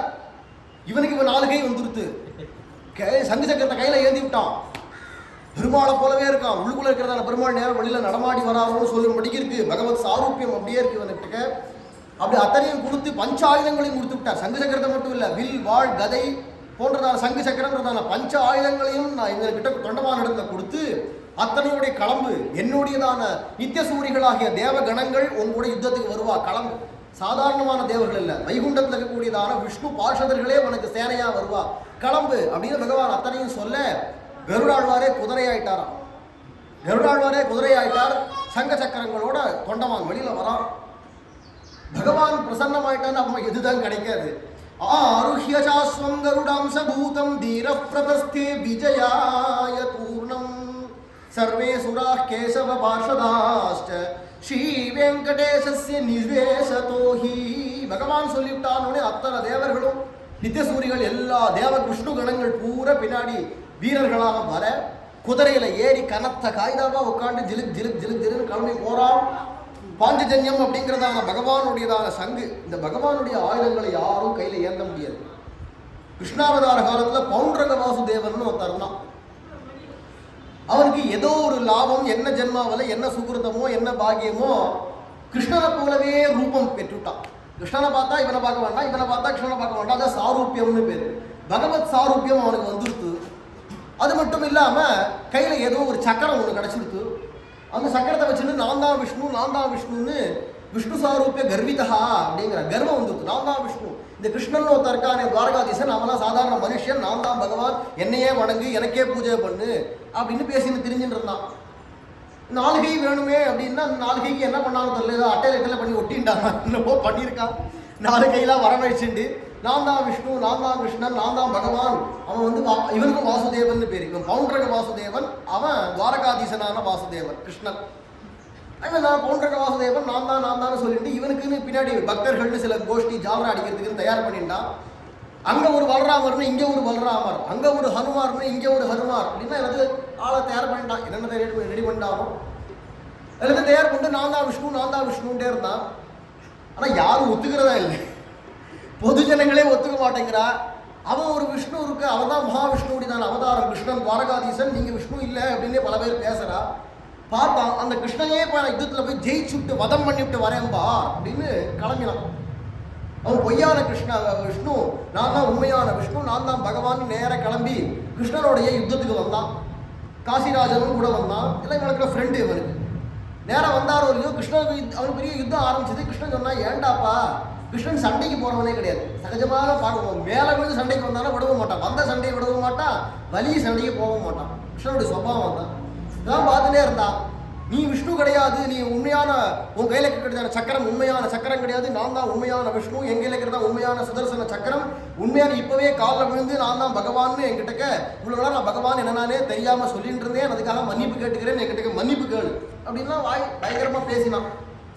கிருஷ்ணன் பார்த்தான், அப்படியாப்பா நான் காலில் விழுந்து மன்னிப்பு கேட்கறதுலாம் அப்புறமா இருக்கட்டும், இந்த சக்கரத்து விஷயமா பேசினீங்க, உன் சக்கரமா என் சக்கரமான்னு, எது உண்மையான சக்கரம்ங்கிறது இப்போ லோகமே தெரிஞ்சுக்கட்டும். எல்லாரும் பார்க்கறா. துவாரகா சேனை இந்த பக்கம் நிற்கிறது, அந்த பக்கம் பார்த்தா பூர்ணமான பௌண்டரக வாசுதேவனுடைய சொந்த சேனை, காசிராஜனுடைய சேனை எல்லாம் திரண்டு நிற்கிறா. ஆகாச தேவர்கள் எல்லாரும் இருக்கா. எல்லாரும் பார்க்கட்டும். உன்னுடையதான் அந்த சக்கரத்தை நீ போடு, அது உண்மையான சக்கரமா அப்படிங்கிறத இப்போ நான் கையில் என்ன சக்கரம் அப்படிங்கிறது யாராலும் ஏந்த முடியாது. அது ஒன்லி மகாவிஷ்ணுடைய சுதர்சனம்னா அது அவர் ஒண்டி தான் கையால் ஏந்த முடியும், வேற யாராலையும் அதை ஏந்த முடியாது, கையில் தாங்க முடியாது, சக்தி கிடையாது. அதனால உன்னுடைய சக்கரத்தை நீ போடு, என்னால் தாங்க முடியுறதான்னு பார்க்குறேன், என் கையில் இருக்கக்கூடிய சக்கரத்தை நான் உனக்கு கொடுக்குறேன், நீ அதை தாங்க முடியுறதான்னு பார்ப்போம், அப்போ தெரிஞ்சு போயிடும். உடனே அந்த பவுண்டரங்கன் பெருசாக அட்டகாசமாக சிரிச்சான். என் கையில் இருக்கிறதா அந்த சக்கரத்தை போடுறேன் பார் அப்படின்னு போட்டான். நிறைய சுத்தின்ண்டே வந்தது. கிருஷ்ணன் கையில் அப்படி வாங்கினா தூக்கி இப்படி போட்டான், விருன்னு பறந்தது ஆகாசத்துக்கு. திருப்பி கீழே கை வந்தது, பிடிச்சிட்டா. அதுக்கு சார்னு ஒரு 4 தடவை இப்படி குழந்தைகள்லாம் பம்பரை சுற்றி விளையாடுமே, அதை மாதிரி சக்கரத்தை போட்டு போட்டு இப்படி விளையாட்டு ரொம்ப நல்லா இருக்கு போவோம். சக்கரை இந்தா பிடிச்சி அவங்க கையிலே தூக்கி போட்டான். அவனுக்கே கொஞ்சம் கஷ்டமாக போச்சு, அவமானமாக போயிடுது. என்னடா நம்ம சக்கரத்தை போட்டு பந்து விளையாடுற மாதிரி விளையாடி விட்டாரு. சரி, இப்போ என்னுடையதான சக்கரத்தை நான் போடுறேன், நீ ஒரு நாள் தாங்க முடியுதா பார் அப்படின்னு சுதர்சனத்தை ஏவினாரோ இல்லையோ, நேரம் அந்த சக்கரம் வந்தாமல் சக்கரம் போச்சு. நேரம் கையில் வாங்கிட்டான். பத்தியாரு கையில் காமிச்சான். அந்த சக்கரம் சும்மா இல்லை, விறுன்னு வளர்ந்துட்டே போக ஆரம்பிச்சு. வளர்றது அப்படியே அப்படி சக்கரத்தினுடைய அந்த அகலம் அப்படியே வளர்ந்துட்டே, விட்டம் வளர்ந்துட்டே போக போக கை வச்சுருந்தா சக்கரம் வளர்ந்துட்டே போகிறது. கழுத்து எடுத்துகிற போகிறதுன்னு பயம் வந்தது. கை அப்படியே தள்ளிண்டே போனான். இப்படி தானே கை நீளம், தலையும் கூடவே போகிறது, கை போக போக தலையும் கூட போகிறது. சரி, சக்கரத்தை மேலே தூக்கலான்னு பார்த்தா கணக்கிறது சக்கரம். 1 இன்ச்சு கூட மேலே தூக்க முடியல. அது எங்கே நிற்கிறதோ அந்த இடத்துல தான் நிற்கிறது. அதுக்கு மேலே தூக்க முடியல இவன் கையை, அவ்வளோ கனமாக இருக்குது. கடைசியில் என்ன ஆச்சுன்னா அப்படியே வளர்ந்து வந்து கழுத்தை வெட்டி தள்ளி விடுத்து. கழுத்தை வெட்டி விட்டு சுதர்சனம் உண்மையான விஷ்ணு யாருங்கிறத காமிச்சுட்டு, உண்மையான விஷ்ணு வந்தால் தாங்கியிருப்பாரு, அதை டைஜஸ்ட் பண்ணியிருப்பாரு, தாங்கி பிடிச்சிருப்பாரு. இதே விஷயம் பரசுராமர்கிட்ட இருந்து வில்ல வாங்கினார் ராமர். இது விஷ்ணுவை தவிர வேற யாராலையும் ஏந்த முடியாது, இந்த விஷ்ணுவை இந்த தனுஷை முடிஞ்சா நீ கையில் ஏந்து பார்ப்போம்னார் பரசுராமர். ராமர் சகஜமாக அதில் கையில் வாங்கி நாணை ஏற்றி அம்பை கூட்டி விட்டார். ஏன்னா விஷ்ணுவாக இருக்குன்னா அதை கையாள முடியும். வசிஷ்டர், ராமருடைய குருநாதர் வசிஷ்டர் இருக்காரே, அவர் இந்த ஆயுதங்கள் விஷயமான ஒரு நூல் அருளி செய்திருக்கார், போர்க்கலை விஷயமா. அதில் அந்த கோதண்டம் அப்படிங்கிறது தான் ராமருடைய வில். அந்த வில்லு தான் விஷ்ணு தனுசு. அதை யாராலையும் கையாள முடியாது ராமரை தவிர அப்படின்னு அவர் குறிப்பிடுறார். இந்த கோதண்டம்ங்கிற வில்ல ராமர் தான் கையாள முடியும், வேற யாரும் அதை கையாள முடியாது அப்படிங்கிறார். அப்பேற்பட்டதான விஷ்ணு தனுசு அது விஷ்ணுவாக தான் கையாள முடியும். ராமர் அதை வாங்கிட்டு ஆரோபிச்சாரா இல்லையா? இப்போ இந்த பவுண்டரங்களால ஆரோபிக்க முடியல. ஏன்டா நான் உண்மையான ஸ்வரூபம் விஷ்ணு இல்லை அப்படிங்கிறது நிதர்சனமாச்சு அப்படின்னு பாகவதத்தில் கிருஷ்ண சரித்திரத்தில் வரக்கூடிய ஒரு கதை. எதுக்கு அதை சொல்ல வந்தேன்னா, பகவத் ஆயுதங்களை அப்படி யாராலையும் சகஜமாக ஏந்திர முடியாது. பகவத் ஸ்வரூபம் இங்கேயே இருக்கணும். திருவேங்கடமுடியானே வேற சொல்லிவிட்டா நானே உங்களுக்குள்ள ஆவேசிக்கிறேன்னு பஞ்ச ஆயுதங்களையும் ஏந்தின்றதான தொண்டமான் சக்கரவர்த்தி நேர கிளம்பி போய் அந்த சிம்மாதன் அப்படிங்கிறதான ராட்சசன் இருக்கக்கூடியதான இடத்துல போய் யுத்தம் பண்ண ஆரம்பிச்சா. கடுமையான போர், ராட்சசனுடையதான சேனைகள்லாம் வெளில வந்தது. விஷ்ணு சேனையோட 2 பேருக்கும் பயங்கரமான யுத்தம். மரங்களையும் கல்லுகளையும் பிடிங்கி அடித்து அடிக்கிறாவா. இவன் எல்லாத்தையும் தவிடுபொடியாக்கி அந்த சேனையை முழுக்க துவம்சம் பண்ணிவிட்டான். தொண்டமான் சின்ன பின்னமாக எடுத்து கை தனியா, கால் தனியா, தலை தனியான்னு வெட்டி வெட்டி அத்தனை சேனையும் நாசம் பண்ணி விட்டான். ஆச்சு, இன்னும் சிம்மாதம் தான் வரப்போறான் அப்படின்னு பார்த்துட்டே இருக்கிறச்சவே பார்த்தா புத்துலேருந்து ஈசல் குபு குபு குபுன்னு கிளம்பி வரா மாதிரி உள்ளுக்குள்ளேருந்து ஏராளமான ராட்சசர்கள் வரலாம். அதெல்லாம் ரிசர்வ்டு போலீஸ்ன்னு சொல்கிறாளே, அது மாதிரி மூலபலம்னு ஒரு படம் வச்சுருந்தான். ராவணனும் அந்த மாதிரி வச்சுருந்தான்னு ராமாயணத்தில் வருது. சிம்மாதனம் வச்சுருந்தானோ அப்படி வச்சுருந்ததுனால அத்தான பெரிய சேனை குபுன்னு கிளம்பி வருது. ராஜா மலைச்சு போயிட்டான். இவ்வளோ படைகள் வந்துன்னு எப்படி சமாளிக்கிறது? பிரபோ வெங்கடேசா நான் என்ன பண்ணுவேன் அப்படின்னதும் திருவேங்கடமுடியான் சொன்னாங்க, கவலைப்படாதப்பா, அதெல்லாம் நான் பார்த்துக்கிறேன். அந்த மோகனாஸ்திரம்னு ஒரு அஸ்திரம் இருக்கு, அதை நீ பிரயோகம் பண்ணி மிச்சத்தை நான் பார்த்துக்கிறேன் அப்படின்னா. அப்படியா, சரி அப்படின்னா மோகனாஸ்திரம் அப்படிங்கிறதான அஸ்திரத்தை பிரயோகப்படுத்தினா அந்த அஸ்திரம் என்ன பண்ணும்னா, அந்த வீரர்கள் இருக்கா இல்லையா, இந்த வீரனுக்கு அந்த வீரனை பார்த்தா தொண்டமானா காட்சி கிடைக்கும், அந்த வீரனுக்கு இந்த வீரனை பார்த்தா தொண்டமானா தெரியும். இதோ இருக்கான் தொண்டமான், இதோ இருக்கான் தொண்டமான், ரெண்டு பேரும் ஒருத்தர் அவாளே அடிச்சுன்னு அவாளே சாத்து போயிடுவார். ஒருத்தர் அவாளே அடிச்சுனே மாண்டு போகிற மாதிரிக்கு மோகிக்க வைக்கிறது, மயக்கக்கூடியதான ஒரு அஸ்திரம். ராமரும் இதே அஸ்திரத்தை தான் பிரயோகப்படுத்தினார். அப்பதான் ராம விஸ்வரூபமே தெரிஞ்சுது அப்படின்னு ராமாயணம் வர்ணிக்கிறது. முன்னாடி பார்த்தா ராமர், பின்னாடி பார்த்தா ராமர், இதோ ராமர், அதோ ராமர், அங்க ராமர், இங்க ராமர், எங்க பார்த்தாலும் ராமர் விஸ்வரூபம் மூலபல யுத்தத்துல. அத மாதிரி இப்போ தொண்டமான் அந்த அஸ்திரத்தை பிரயோகப்படுத்தினானோ இல்லையோ, பகவான் அவளுடையதான அத்தனை பேருடையதான புத்தியும் மோக வச்சு அப்படியே அந்த பக்கம் அழிச்சுன்னு போயிட்டார். பின்பக்கத்துல மலையுடைய கீழ் இடிவாரத்துக்கு அழிச்சு இன்னைக்கும் யுத்தம் நடந்துருக்கு. அந்த மலை உச்சியில் அந்த பக்கமா போனோமானா இப்பவும் ராட்சசர்கள் ஒருத்தர் அடிச்சு யுத்தம் பண்ணிக்கிறதான சப்தம் கேட்கறது. தன்மோ வயாமாச வெங்கடேசா ஸ்வபக்த சம்ரக்ஷண தீட்சிதோஹி பரஸ்பரம் யுத்தமிஹாபி குர்வன் நாராயணாத்ரேஹே பலமஸ்தி பశ్చాத். இன்று வரைக்கும் அந்த யுத்தம் நடந்து கொண்டிருக்கு. அந்த ராட்சசர்கள் தங்களுக்குள்ளே அடிச்சுன்னு இருக்கா. இப்படி இருக்கிறச்சு கடைசியில் வந்தான் அந்த சிம்மாதனம் தான் இனிமேல் வந்தாகணும்னு வந்துட உடனே சிம்மாதனுக்கும் தொண்டமானுக்குமாக யுத்தம் ஏற்பட்டு கடைசியில் ஜெயிச்சுட்டா. சிம்மாதனை வதம் பண்ணி வீர தொண்டமானாக போனவன் விஜயத்தை அடைஞ்சான். ஜெயம் அடைந்து கொண்டு தேவர்கள் எல்லாரும் தேவ துந்துபிகள் முழங்கி பூமாரி பொழிய அத்தனை பெருமைகளோட புகழோட நேர வந்தான் சன்னதிக்கு. திருவேங்கடமுடியான்ட்ட ஓட்டமா ஓடி வந்து, வெங்கடேசா ஸ்ரீனிவாசா உமக்கு தான் ஜெயம். அவர் போட்ட பிச்சையில தானே போயிருக்கார், அப்போ அவருக்கு தானே ஜெயம், அவர் கொடுத்த ஆயுதம் அவர் தானே எல்லாத்துக்குமே பண்ணியிருக்காருனால ஸ்ரீனிவாசா உமக்கு ஜெயம் அப்படின்ட்டே வந்தான். இல்லப்பா ஜெயிச்சுட்டியா? ஜெயிச்சுட்டேன் பிரபு, உம்முடைய கிருபையினால ஜெயிச்சுட்டேன் அப்படின்னா. உடனே சந்தோஷப்பட்டார். பெருமாள் அப்படி பார்க்கிறார் தொண்டமான, தன்னுடைய ரூபமே எதிர்க்க அப்படி பிரதிபிம்பமா நிற்கிற மாதிரி இருக்கு. கண்ணாடியில் தான் ரூபத்தை பார்க்குற மாதிரி எதிர்க்க தொண்டமான் வந்து நிற்கிறான். உடனே சேர்த்து கட்டின்டாராம். பஞ்சாயுதாட்யம் பிருத்திவீபதிம் ச திஷ்டந்தமக்ரே பிரதிபிம்பவத்தம். பிம்பத்திலேருந்து உண்டான பிரதிபிம்பம் போல எதிர்க்க வந்து நிற்கிறான் தொண்டமான். 5 ஆயுதங்களோட பார்த்தோடனே சேர்த்து கட்டின்டார் பெருமாள். சந்தோஷப்பட்டார். தோல்ல ஓங்கி ஒரு சொட்டு கொடுத்தாராம். சபாஷ், ஜெயிச்சுட்டு வந்துட்டே சபாஷ் அப்படின்னா. உடனே எல்லாம் உங்க கிருபை அப்படின்னு காலில் விழுந்து சேவிச்சா. பிரபு கைங்கரியம் முடிஞ்சுடுத்து, நீங்க கொடுத்ததான ஆயுதங்கள்லாம் திருப்பி வாங்கிக்கணும். காயத்துக்காக கொடுத்துருக்கு, அதை வச்சு யுத்தம் பண்ணி ஜெயிச்சு விட்டேன். இனிமேல் எனக்கு இந்த ஆயுதத்தினால உபயோகம் இல்லை, இந்தாங்க உங்களுடையது உங்கள்கிட்ட சேர நான் கொடுக்குறேன் அப்படின்னு. உடனே இப்போ பெருமாள் சொன்னாராம், இந்த பாருப்பா, இந்த கை கொடுக்குற கையை தவிர வாங்குற கை கிடையாது. கொடுக்க தான் எனக்கு தெரியும், கொடுத்தாச்சுன்னா கொடுத்தது தான். இனிமே இந்த பஞ்சாயுதங்களும் உங்ககிட்டயே இருக்கட்டும்னா. ஐயோ அப்படின்னா, பிரபு இது ரொம்ப பெரிய தவறான விஷயம். அது ஏன்பா என்ன ஆச்சு? இது விஷ்ணுவனுடைய ஆயுதம். ஆமா, அது உங்ககிட்ட தான் இருக்கணும். இல்லைப்பா நான் இப்போ உங்ககிட்ட கொடுத்துட்டேனே, அதனால உங்ககிட்டயே இருக்கட்டும். இல்லை அப்படி இருந்ததுன்னா அப்புறமா எனக்கு நாளைக்கு கர்வம் வந்துடும். அம்மா தோ அவர் திருவேங்கடமுடியான் கோவில் ஒன்று இருக்காரு, அவர் ஒரு பெருமாள், அம்மா நான் ஒரு பெருமாள்னு ஆகிடும். அப்புறமா எனக்கு அவள் சும்மா இருக்க மாட்டா, நடமாடும் தெய்வம் வா. அப்புறமா புகழார ஸ்தோத்திரம் பண்ண ஆரம்பிப்பா. அதுமா இதுமா. அப்புறமா அவள்லாம் சொல்கிறதை கேட்டுக்கிட்டு எனக்கு கொஞ்சம் அப்படி தலை தூக்கும் கர்வம். அம்மா நம்ம தான் பகவான்னு தோணும், நெஞ்ச நிமித்த தோணும்.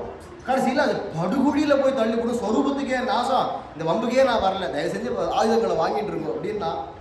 கிடையாதுப்பா, உனக்கு கொடுத்தது தான், நான் திருப்பி வாங்க மாட்டேன். ததாமி நகி கிண்ணாமி, வாங்கிக்க மாட்டேன் அப்படின்ட்டா. அப்போ இது எனக்கு வச்சுக்கிறதுல அபிப்பிராயம் இல்லை, எனக்கு கர்வம் வந்துருச்சுன்னா பயமா இருக்கு, வேண்டாம்னா. கர்வம்லாம் உனக்கு வராதுப்பான்னு பெருமாள் சொன்னார். இருந்தாலும் எனக்கு இது ஒத்து வரல சுவாமி அப்படின்ட்டான். உடனே பெருமாள் சொன்னார், உனக்கு இஷ்டம் இல்லைன்னு சொல்லி கவலைப்படாத, இந்த மலைகள்லயே உனக்கு தோழின இடங்கள்ல இந்த ஆயுதங்களை விட்டு எரிஞ்சிரு. அந்த ஆயுதங்கள் எங்கெங்க போய் விழறதோ அங்கங்க ஒரு தீர்த்தமா மாறி போயிடும், தீர்த்தமாவே இருக்கும்.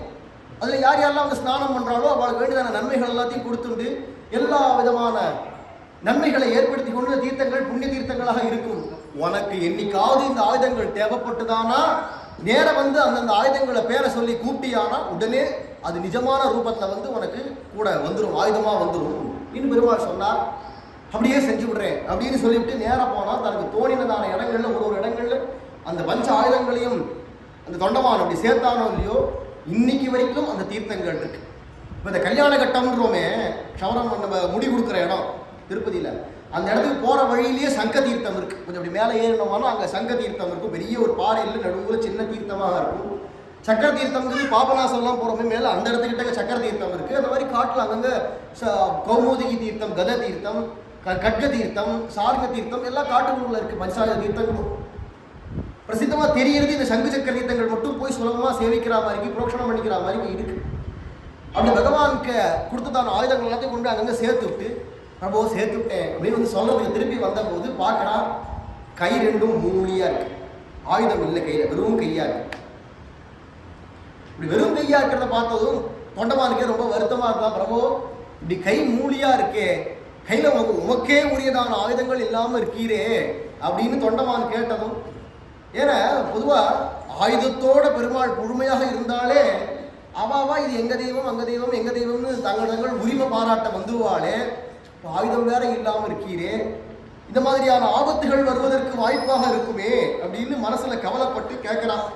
தொண்டமான் இப்படி கையில ஆயுதம் இல்லாம இருக்கீரே மூலியா அப்படின்னதும் அப்ப திருவேங்கடமுடியார் சொல்றார், கல உஹிகஷ்டின் மம பாணி பத்மே நிதாஸ்யதி பிரம்ம விதாம் வரிஷ்டா மமைவ பக்தோ ஜலஜஞ்ச சக்கரம் ஹிரண்மயம் சம்பிரதிமா விஷீத. ஹே தொண்டமான், கவலைப்படாதப்பா, சங்கு சக்கரம் என் கையில இல்லையே அப்படின்னு கவலைப்படாத. பின்னாடி கலியுகத்துல ஒரு மகாபுருஷன், அவதார புருஷன், சன்னியாசிகளுக்கெல்லாம் தலைவராக எதிராஜரான ஒரு மகாபுருஷன் ஒருத்தர் வருவார். அவர் வந்து தங்கமயமான சங்கு சக்கரங்களை என் கையில கொடுப்பார். அது முதற்கொண்டு சங்கு சக்கரங்களோட நான் லோகத்துல காட்சி கொடுப்பேன் அப்படின்னு எந்த யுகத்திலேயோ பகவான் சொன்னான். எந்த யுகமோ இப்போ நடக்கல, இது எதையோ ஒரு முன்னாடி யுகத்துல சொல்லியிருக்கான்.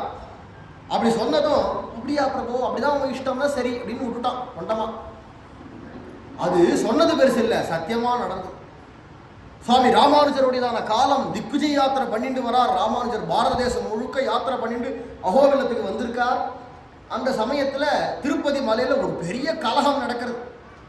பெரிய கலகம். என்ன கலகம்னா, ஒரு பக்கம் பார்த்தா சிவனை வழிபடக்கூடியதான சைவர்கள், இன்னொரு பக்கத்தில் பார்த்தா சக்தியாகிய அம்மனை வழிபடக்கூடியதான சாக்தர்கள், மற்றொரு பக்கத்தில் கௌமாரகர்களாக குமரனாகிய முருகனை வழிபடக்கூடியதான கௌமாரகர்கள் அப்படின்னு அவாவா குழு குழுவா கணங்கணமா வந்து எங்க தெய்வம் தான் திருப்பதி மலை மேல இருக்கு, எங்க தெய்வம் தான் உள்ள இருக்கு அப்படின்னு அவாவா பேசிட்டு இருக்காங்க. அவாவா சொல்றா. அங்க அப்போ இருந்ததான ராமானுஜர் காலத்துல அங்க இருந்ததான அந்த ராஜாவுக்கோ அவ்வளவு தரவசு இல்லை, விஷயங்கள் ஞானம் இல்லை. ஆகையினால வைஷ்ணவா எல்லாரும் விஷ்ணு தான் இருக்காருங்கிறா, சைவர்கள் சிவன் தான் இருக்காருங்கிறா, சக்தி தான் இருக்காருன்னு சாக்தர்கள் சொல்றா, குமரன் தான் இருக்காருன்னு கௌமாரகர்கள் சொல்றா. ராஜா பார்த்தா எதுக்கு வீணா வம்பு, நான் ரொம்ப சமரசவாதி நடுநிலைமையா பேசுறவன், அதனால ஒரு நாளைக்கு ஒவ்வொருத்தர் பூஜை பண்ணுங்கோ அப்படின்னு ஒரு தீர்ப்பை சொல்லிவிட்டான். அங்க என்ன தெய்வம் இருக்குங்கிறத சத்தியத்தை நிரூபணம் பண்றதுக்கு அவனுக்கு தரவசு இல்லை, ஞானம் இல்லை. ஒவ்வொருத்தரைக்கும் ஒரு நாளைக்கு ஒவ்வொருத்தர் பூஜை பண்ணுங்கோ அப்படின்னு சொன்னானோ இல்லையோ, திருமலை பெரிய திருமலை நம்பிகள் அப்படிங்கிறவர் சுவாமி ராமானுஜருக்கே ஆச்சாரியராக இருக்கக்கூடியவர். அவர் அங்கதான் திருப்பதியில தான் இருக்கிறவர்.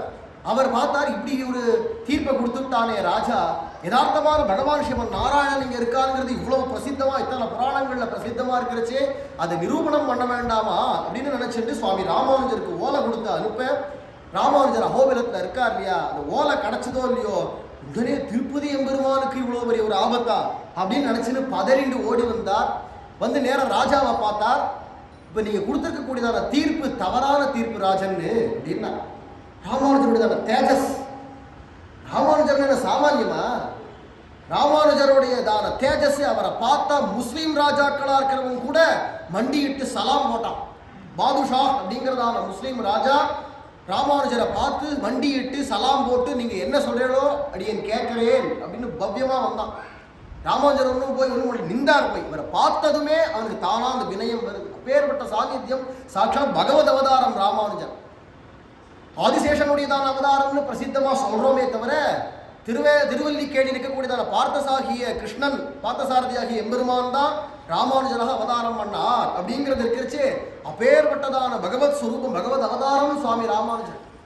அவரை பார்த்ததுமே இந்த முஸ்லீம் ராஜாவே எழுந்து வணங்குவானா ராமானுஜர் ஒரு வார்த்தை சொன்னதுக்காக முஸ்லீம் ராஜா அவர் சொல்றது அப்படியே அப்படியே செய்யறேன் அடியேன் தாசன் அப்படின்னா எத்தனையோ தெய்வங்கள் எல்லாத்தையும் நடராஜரோ அம்மனோ பிள்ளையாரோ முருகனோ எத்தனையோ கோவில்கள்லேருந்து அந்தந்த விக்கிரகங்கள்லாம் லூட் அடிச்சு கொண்டு வந்து வச்சிருந்தான்.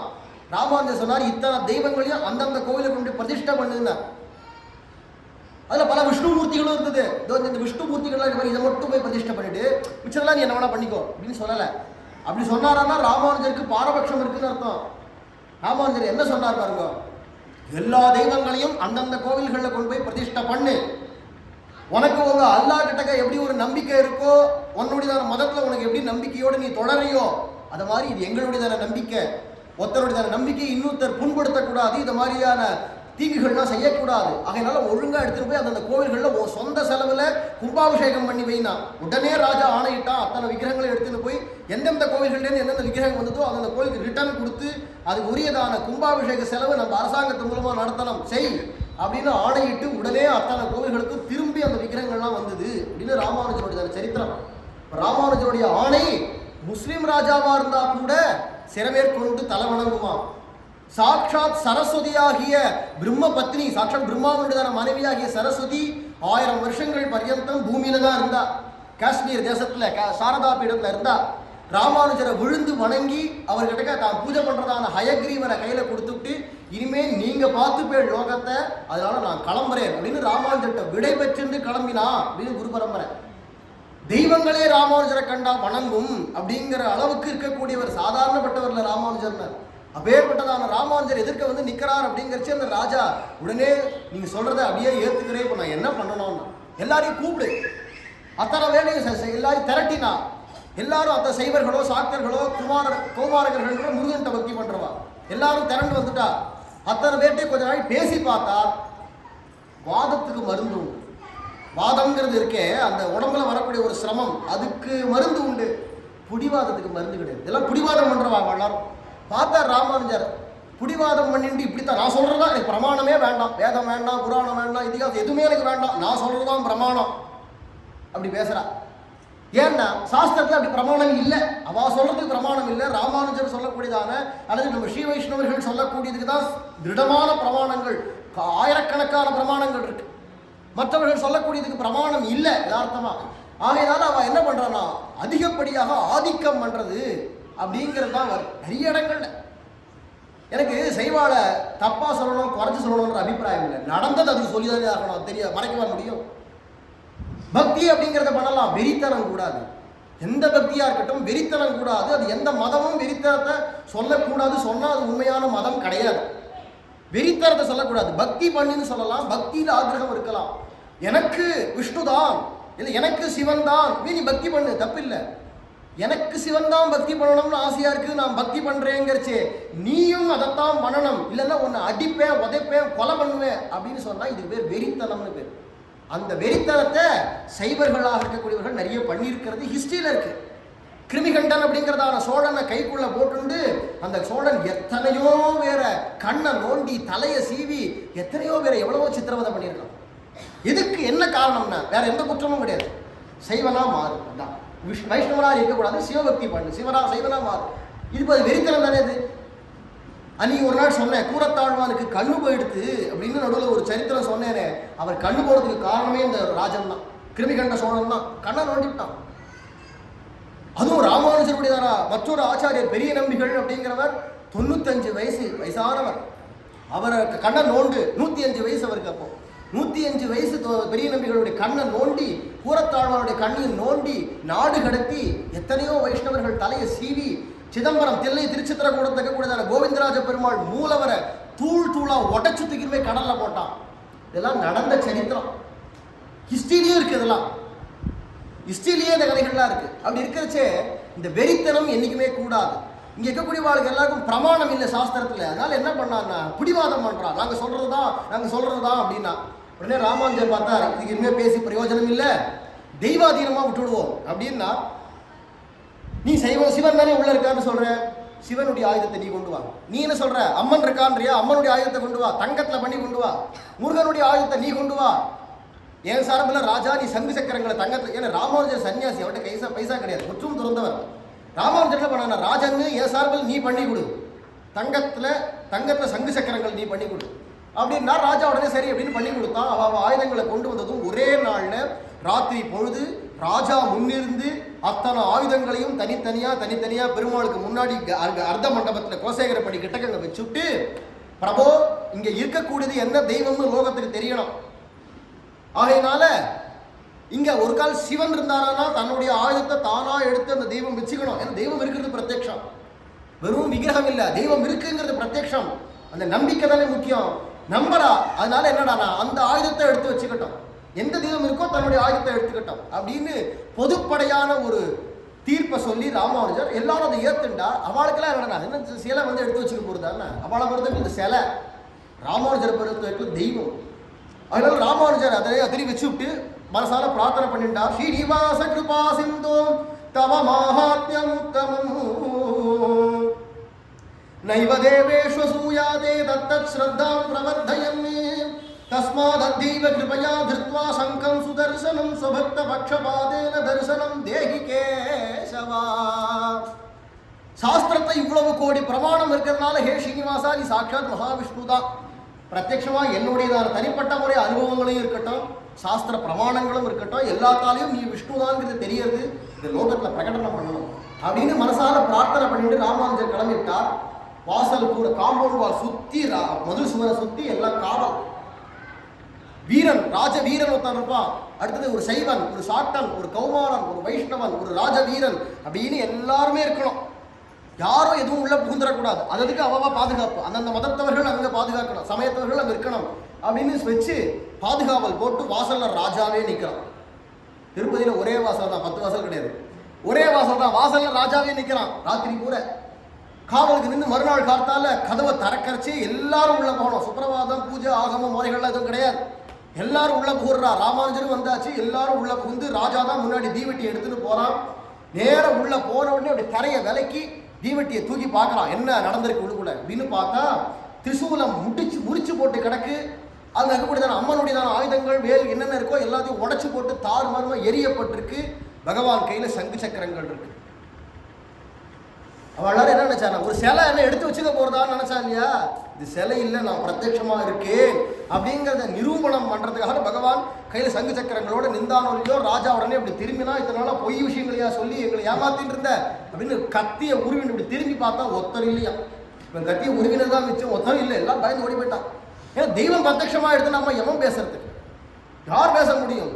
உடனே எல்லா பக்தர்கள் வைஷ்ணவர்கள் அத்தனை பேரும் ரமா ரமண கோவிந்தா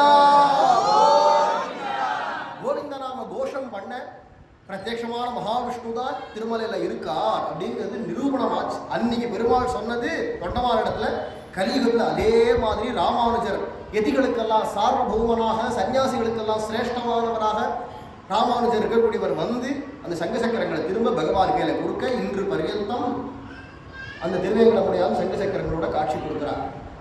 ஆனா இவ்வளவு பிரத்யட்சமான நிரூபணமானதுக்கு அப்புறமாவும் திருப்பதியில இன்னைக்கு வரைக்கும் ஒரு துஷ்பிரச்சாரம் இருந்துட்டு இருக்கு. திருப்பதி பெருமாளுக்கு பாலாஜி அப்படின்னு ஒரு பேர் சொல்றா இல்லையா, அது திருப்பதி பெருமாள் பேர் கிடையாது.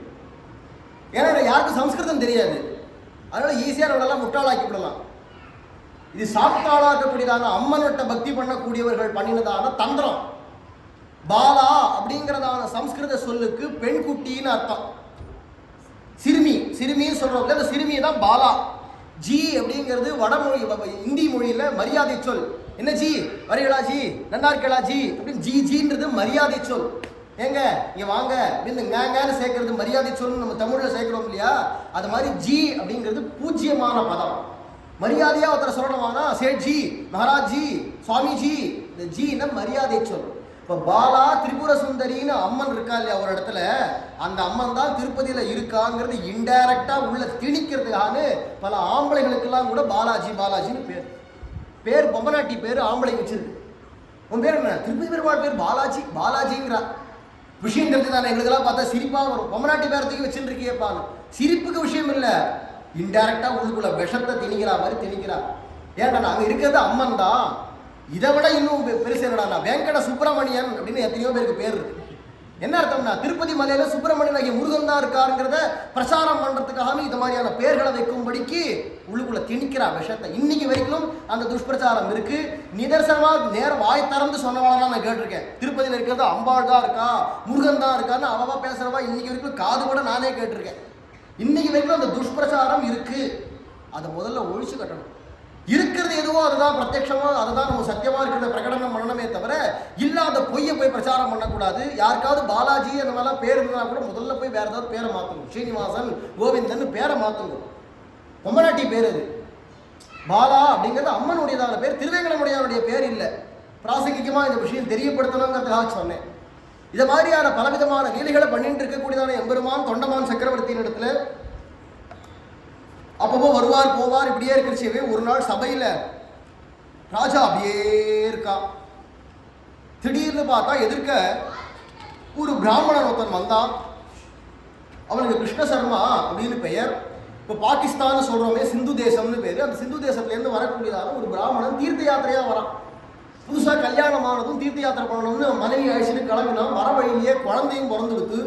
3 மாதம் குழந்தைய எடுத்துட்டு எங்கே போகுது இந்த குழந்தைய வச்சுன்னு எப்படி யாத்திரை போகுது அப்படின்னு நினச்சி இந்த ராஜா ரொம்ப தர்மாத்மா தொண்டமான் அப்படிலாம் கேள்விப்பட்டான். அதனால அந்த தொண்டமான்கிட்ட கொண்டு போய் இந்த குழந்தையும் மனைவியும் ஒப்படைச்சு விட்டாங்கன்னா பத்திரமா பார்த்துப்பார், நிம்மதியாக நம்ம யாத்திரை போயிட்டு வரலாம் அப்படின்னு நினச்சிட்டு வந்து இந்த தொண்டமான் சக்கரவர்த்தி கிட்டக்க துணையை நாடினான். என் பேர் கிருஷ்ண சர்மான்னு பேர், சந்திரபுரம் அப்படிங்கிற ஊர்லேருந்து வரேன். என் மனைவி சுதர்மினின்னு பேர், என் குழந்தை 3 மாதம் குழந்தை, இவளை நீங்கள் பார்த்துக்கணும். நான் பண்ணிட்டு வரக்கூடியதான யாத்திரையில் பாதி புண்ணியம் எனக்கு கிடைக்கிற புண்ணியத்தில் பாதி புண்ணியம் உங்களை சேரட்டும், என் மனைவியும் குழந்தையும் பார்த்துக்கணும் அப்படின்னு சொல்கிறான் அந்த பிராமணன். உடனே ராஜா சொல்கிறார், எனக்கு புண்ணியம்லாம் வேண்டாம், எனக்கு இது பாக்கியம்.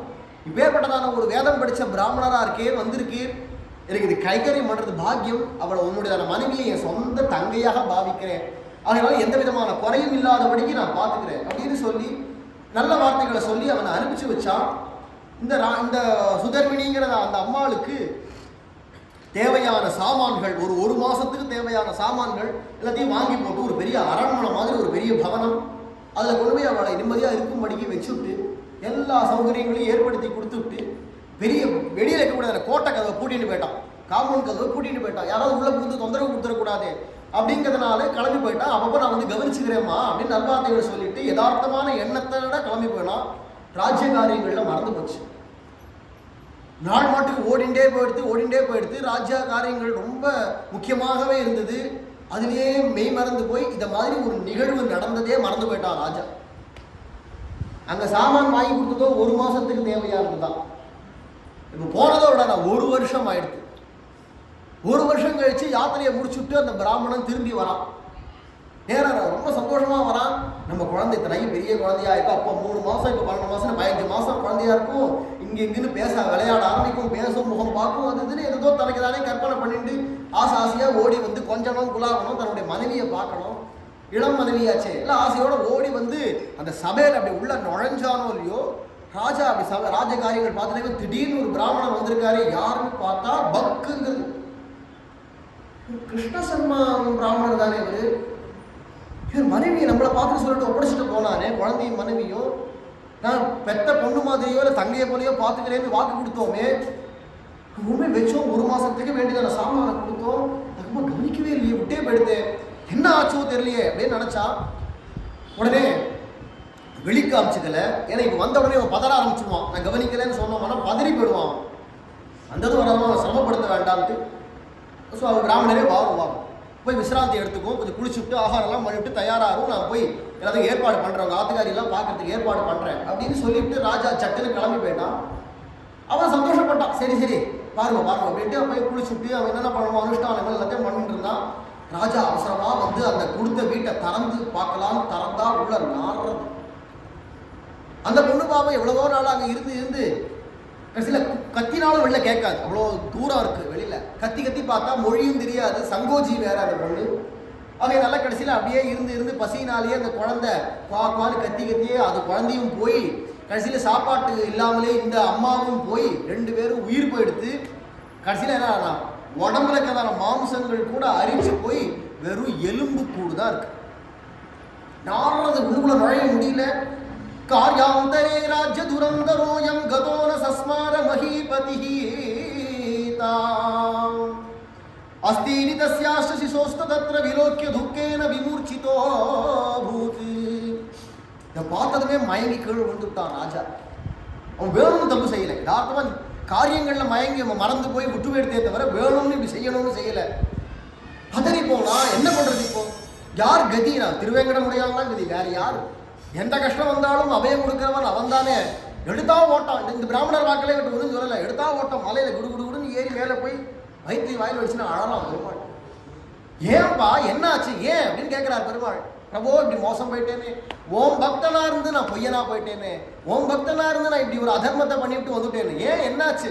நீயும் சத்தியஸ்வரூபனாக இருக்காய், சத்தியத்தை நிலைநாட்டுறதுக்காக அந்த 5 வயசு குழந்தை பிரகலாதன் சொன்ன வார்த்தைக்காக தூண்லேருந்து பிரகடனமான அப்பேற்பட்ட நிருசிம்மனான உங்ககிட்டே பக்தி பண்றவன் நான் போய் சொல்றவனா போயிட்டேனே, என்ன சத்தியசந்தனா நீ தான் ஆக்கணும். என்ன ஆச்சுன்னா அந்த பிராமணனுடைய பத்னி போயிட்டாளே, பார்த்துக்கிறேன்னு சொல்லி வாக்கு கொடுத்தேன் போயிட்டாளே, மறந்து போயிட்டேனே ராஜ்ய காரியத்துல அப்படின்னு கதறி அழுதான் ராஜா. உடனே பகவான் சொன்னார், கவலைப்படாதப்பா, ஜானாமி கஷ்டம் தவ பக்தவர்யா யதிர்ச்சயா ஜாதமிதஞ்ச பாவம் கரோமி சத்யம் வசனம் தவாமி சிசும் ச சாத்வீமபி ஜீவயாமி. கவலைப்படாதப்பா, எனக்கு சத்தியம் தெரியும், என்ன நடந்ததுன்னு எனக்கு தெரியும். பகவானுக்கு தெரியாத விஷயம் கிடையாது. நீ வேணும்னு செய்யல, எதேர்ச்சியா நடந்து போயிடு. அதனால இதுல உனக்கு எந்த பாவமும் கிடையாது, உனக்கு தோஷம் கிடையாது. நீ வேணும் செஞ்சிருந்தாதான் தோஷம், எதேர்ச்சியா நேர்ந்து போயிடுது. நீ கவலைப்படாத. என் பேர்ல பாவம் இல்லையா பாவம் இருக்காங்கிறது அடுத்த பட்சம் இருக்கட்டும். இப்ப இந்த பிராமணருக்கு நான் என்ன சொல்றேன்? இளம் மனைவி போயிட்டாலே, அவருடைய பிரியமான மனைவி போயிட்டாலே, பிரியமான குழந்தை போயிடுத்தே, அவன்கிட்ட நான் என்ன பதில் சொல்லுவேன்? உன் மனைவி போயிட்டாப்பா, நீ போயிட்டு வான்னு அனுப்புறதா வெறுங்கையோட? பார்த்துக்கிறேன்னு சொல்றதுக்கு நான் என்ன பண்ணுவேன் அப்படின்னு அழுதான் ராஜா. உடனே பகவான் சொன்னா, கவலைப்படாதப்பா, அத்ராஸ்தி கூட்டம் கில நாம தீர்த்தம் மமாச்சலே பாபஹரம் சகாஸ்தி. என்னுடைய இந்த 7 மலைகள்லயே இதோ இந்த மலையில இந்த குறிப்பிட்ட இடத்த காமிச்சு கொடுத்து, அந்த இடத்துல அஸ்தி கூட்டம்னு ஒரு தீர்த்தம் இருக்கு. அந்த தீர்த்தத்துல கொண்டு போய் அந்த அம்மாவனுடையதான எலும்பு கூடு, குழந்தையினுடைய எலும்பு கூடு தனித்தனியா மூட்டை கட்டு, சேர்த்து மூட்டை கட்டாத தனித்தனியா மூட்டை கட்டு. மூட்டையை எடுத்து கொண்டு வந்து தனித்தனியா அந்த குளத்துல 2 பேருடைய எலும்புகளையும் சேர்த்துடு, 2 பேரையும் உயிர்ப்பிக்கிறேன் நான்.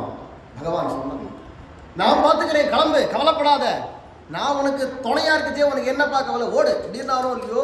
பெருமாளை விழுந்து சேவிச்சுன்னா எடுத்தா ஓட்டம். பெருமாள் சொல்லியிருக்க காப்பாத்துறேன்னு சொல்லியிருக்கார் அப்படின்னு சொல்லிட்டே ஓட்டமா ஓடி வந்து நேரம் அந்த பிராமணன் ரொம்ப நாளையா காத்துட்டு இருக்கான். ராஜா இங்கோ திருப்பதி பெருமாளை சரிக்க போயிட்டாங்க. நான் இங்கே காத்துருக்கேன், அவருக்கு மலைக்கு போனார், நான் இங்கே காத்துருக்கேன், என் மனைவி எங்க அப்படின்னு கேட்டு உட்காந்துருக்கான். அதனால அவனை போய் பார்க்கணுங்கிறது தெரியவா இருக்கலாம். ராஜா நேரம் அவர்கிட்ட வந்து காலில் விழுந்துட்டான். பிராமணர் காலில் விழுந்து என்னை மன்னிச்சிருக்கோம், நான் வேணும்னு செய்யறேன், இந்த மாதிரி நடந்து கொடுத்துன்னு உடனே அடிச்சுன்னு அழுதான். உன்னை நம்பி கொடுத்து மோசம் போயிட்டேனே, என் மனைவி இழந்தேனே, குழந்தைய இழந்தேனே. காரியமே பண்ணி முடிச்சிட்டியா? எல்லாம் முடிச்சுட்டியா? சம்ஸ்காரமே பண்ணிட்டியா நீயே?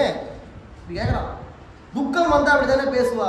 முடிச்சுட்டியா? இல்லைண்ணா ஐயோ அப்படிலாம் இல்லை, அப்படியே எலும்பு கூடாதான் கிடக்குறாங்க, இப்படி பண்ணிவிட்டியே பாவி, பண்ண வேண்டிய சம்ஸ்காரம் கூட ஒழுங்கா பண்ணாம இப்படி பண்ணிவிட்டியே அப்படின்னு கத்துறான். வாய்க்கு வந்து எப்படி திட்டுறான். பொறுத்துண்டான் தனியும், நம்ம பண்ணிட்டோம், அவன் திட்டுறதுல தோஷம் இல்லை, பொறுத்துண்டான் தனியும். அவனுக்கு கொஞ்சமாக சமாதானப்படுத்தி வாரம் அழைச்சிட்டு போய் அந்த எலும்பு கூடிய அதை காட்டுவியா காட்ட மாட்டியா கேட்கலாம். வாரம் பார்க்கலாம் அப்படின்னு அழைச்சிட்டு போனான். இந்த ராஜா சொல்றான், திருவேங்கடமுடையான் காப்பாத்துறேன்னு சொல்லி இருக்கா. ஐயா எலும்பு கூட போயிட்டாங்க, பெருமாள் காப்பாத்துறேன் எங்கேயா நடக்குமா ஐயா? வேதம் படித்த பிராமணன், அவனுக்கு நம்பிக்கை வரல. இவன் ராஜா, கத்திரியன் தான் இந்த ராஜா. ஆனா அவனுக்கு திருட விசுவாசம், எவ்வளவு விசுவாசம் இருக்கோ அதுதானே முக்கியம் பகவான் இடத்துல. யாதிசி ஸ்ரத்தா சித்திர் பவதி தாதிசி. 50% நமக்கு பக்தி இருந்ததானா, நம்பிக்கை இருந்ததானா 50% பகவான் இருக்கிறது தெரியும். 100க்கு 100 பக்தி விசுவாசம் இருந்ததானா 100க்கு 100 பகவான் இருக்கிறது தெரியும். நமக்கு இருக்கிறது 1% கூட இல்லைன்னா அப்புறமா எப்படி பகவான் இருக்கு? அதுக்கேற்ற தான் தெரியும். ஒண்ணுமே இல்லைன்னா ஒண்ணுமே தெரியாது. எனக்கு தெரியல அதனால இல்லைன்னு சொன்னா அது முட்டாள்தனம். ஏன்னா நமக்கு தெரியாதது 1000 விஷயம் இருக்கு, தெரிஞ்சுதான் எல்லாம் இருக்குல்ல. அமீபான்றதா ஒரு கிருமி கண்ணுக்கே தெரியாது, அதுக்காக இல்லவேன்னு சொல்ல முடியுமா? எத்தனையோ பாக்டீரியாஸ்லாம் இருக்கு, அதெல்லாம் கண்ணுக்கே தெரியறது இல்லை. இப்போ வந்துதே கொரோனான்னு உலகத்தையே போட்டு ததுகிழப்பம் போட்ட விட்டுதே, அந்த கொரோனாவை கண்ணில் காட்டுங்கன்னா காட்ட சொல்லுங்க. இப்படியே நான் பார்க்கலாம், எந்த கருவியும் நான் போட்டுக்க மாட்டேன், அப்படியே கண்ணால் பார்த்தா தான் நம்புவேன் அப்படின்னு சொன்னான்னா எப்படி முடியும்? நமக்கு தெரியாத விஷயம் 1000 இருக்கு. அது எப்படி நம்ம நம்புறோமோ அது மாதிரி அந்த நம்பிக்கை எவ்வளவு இருக்கோ அவ்வளவு கிழவுதான் அது சித்தியாகும். பகவானை நம்பினான் தொண்டமான். அந்த பிராமணரை மெதுவாக சமாதானப்படுத்தி அந்த எலும்பு கூடுகளை பகவான் சொன்னபடியே மூட்டை கட்டி நேரம் எடுத்துன்னு போய் அந்த பிராமணரையும் அழைச்சிட்டு போறான். ஜனங்களுக்கு எல்லாருக்கும் பதச்சு போச்சு ஊரே. ராஜா அப்படி பெரிய ஏதோ அதிசயம் நடத்த போறார், பெருமாள் ஏதோ அதிசயம் நடத்த போறார், உயிரோடு பழைக்க வைக்க போறாராம் அப்படின்னு எங்க பார்த்தாலும் அவளுக்கு தெரிஞ்சுட்டு எல்லா ஜனங்களும் கோவிந்தநாமன் சொல்லிண்டே ராஜாவை பின்தொடர்ந்து வரா. ராஜாவோ கண்ணீர் விட்டுண்டே போறான். இந்த பிராமணன் தோண கொட்டுறான். ஐயோ போயிட்டாலே மனைவி போயிட்டாலே, குழந்தை போயிடுத்தே, என் மனைவி போயிடுத்தே, குழந்தை போயிடுத்தே, என் மனைவி போயிடுத்தேன்னு புலம்பிட்டே வரான் வழி நடுக. மந்திரிமார்களை பார்த்து கொஞ்சம் அவரை சமாதானப்படுத்தினே வாங்க, என்ன போக விட மாட்டேங்கிறார், ஒன்றும் பண்ண மாட்டேங்கிறார், நடுநடுவில் வழியை மறித்து கட்டி பிடிச்சின்னு ஓன அழறார், கொஞ்சம் பிடிங்க அப்படின்னு சொல்ல அந்த அவனுடையதான நிலைமையில இருந்து பார்த்துக்கிறோம். அவனை கேட்டு சிரிக்கிறோமே தவிர அவனுடையதான நிலைமையில இருந்து பார்த்தா தானே அவனுடையதான வலி புரியும். பட்டாதானே பாப்பானுக்கு புரியும். பாப்பான்னு பிராமணன் அர்த்தம் இல்லை, தப்பான புரிதல். பார்ப்பவனுக்கு தான் புரியும். பட்டாதான் பார்ப்பவனுக்கு புரியும். அடிபட்டு கொடுத்தோன்னா அந்த அடிபட்டும் ஐயோ ஐயோ ஏன் அப்படி கோணங்க வணங்க பண்ணிட்டு இருக்க, எதுக்கே குதிக்கிற அப்படின்னா கத்திரையே ஏன் கேட்டா வலி எனக்கு தானே, அடிபட்டு இருக்கிறது எனக்கு தானே, அப்போ எனக்கு தானே அது தெரியும். பார்ப்பவனுக்கு என்ன புரியும்? அதான் பட்டாதான் பார்ப்பானுக்கு புரியும் அப்படிங்கிறது பார்ப்பவனுக்கு புரியுறதுன்னு அர்த்தம். பாப்பான்னு பிராமணன் அர்த்தம் இல்லைங்க. அப்படி இருக்கிறதுனால அவனுடைய நிலைமையில இருந்து பார்க்கணும், அந்த கிருஷ்ணசர்மாவுடைய நிலைமையில இருந்து பார்க்கணும். ராஜாவுக்கு புரியுறது, அவனுக்கு சமாதானப்படுத்துங்க அப்படின்னு சொல்லிவிட்டு ராஜா ஜல் ஜல் என்ன பாதையை மறந்துடக்கூடாது, காட்டு பாதையாக போகணும். போய் அந்த தீர்த்தத்தில் கொண்டு போய் பகவான் சொன்னபடிக்கே கோவிந்த நாமத்தை சொல்லிண்டே நம்பிக்கையோட சேர்த்தான். அஸ்தி நிச்சிக்ஷேபதயோஷ்ட தீர்த்தே சஞ்சீவிதௌ தௌ பதமாத்ருபுத்ரௌ உத்தாய சத்யோ நிஜகாத்ரயுக்தௌ தம் பிராமணம் பிராபது ராதரேண ஆச்சரியமேவம் கடிதம் விலோக்கிய சர்வே ஜனா ஹர்ஷமவாபுரத்ய.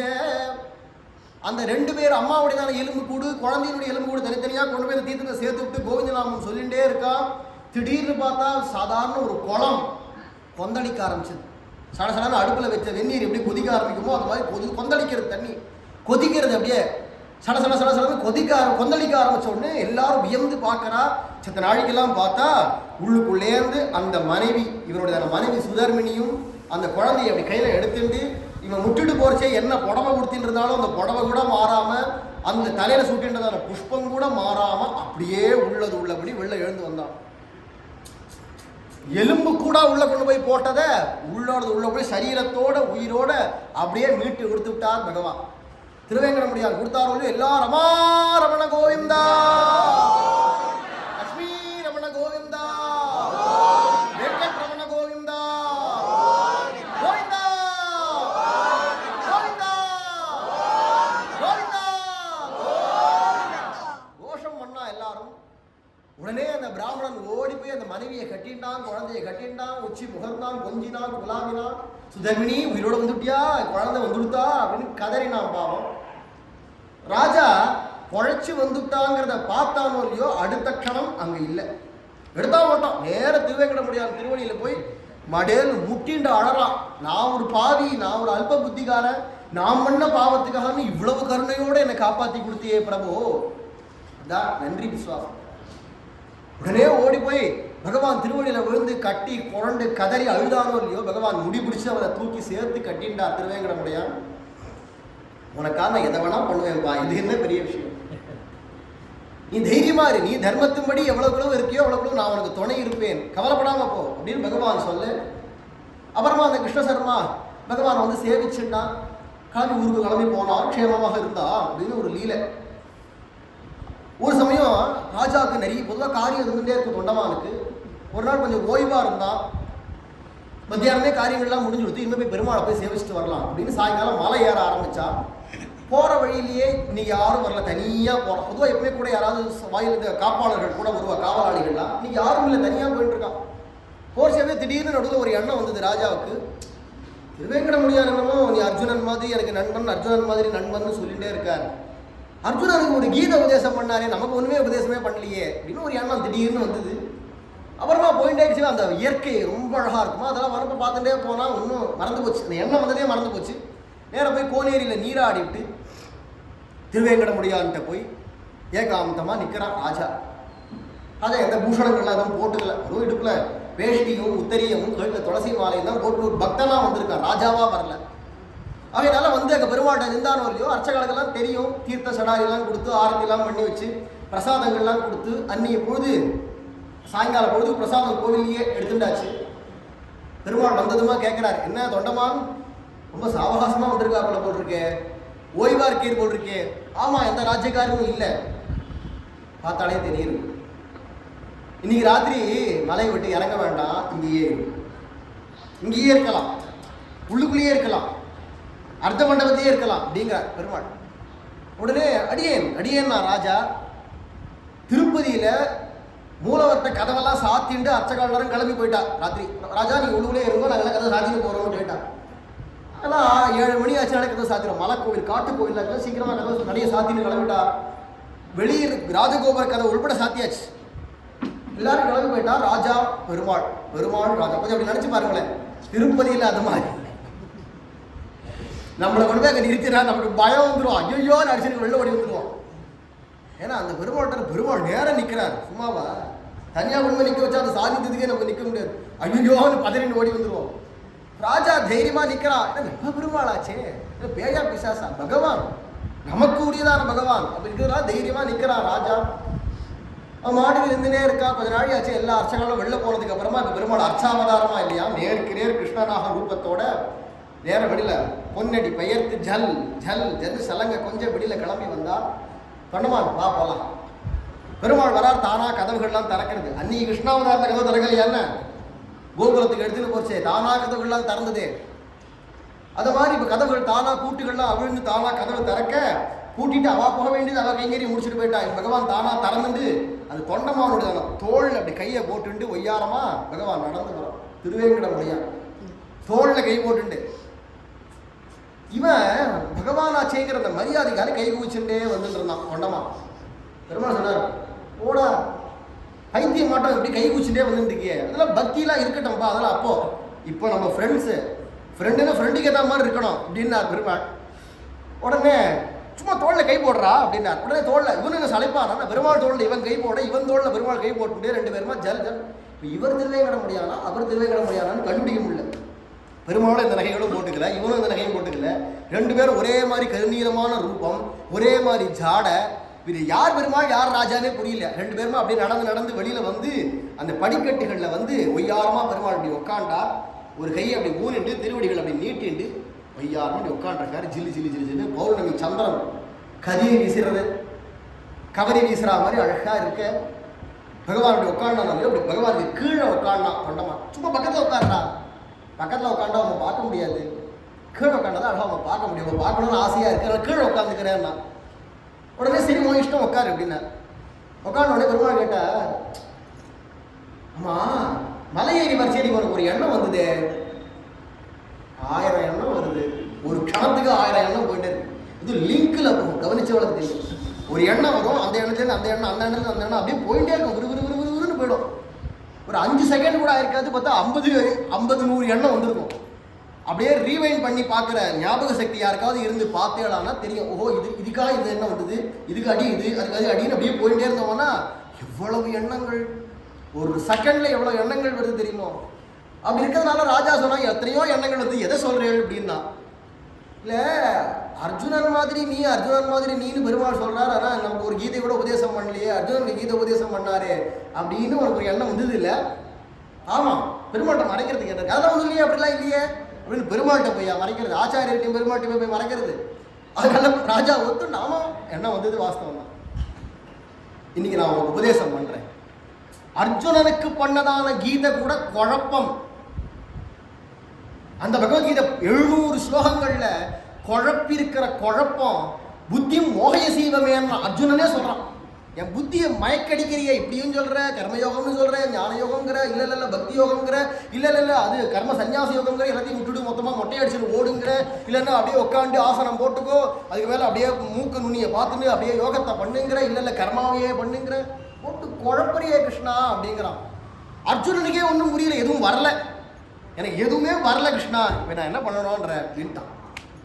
அவனுக்கே ஒன்றும் வரல, நல்லா போட்டு குழப்பிருக்கான் கீதையில். ஏன்னா அதிகாரி அப்படிப்பட்டவன், அவனுக்கு அப்படி குழப்பினாதான் தெளிவு வர முடியும்.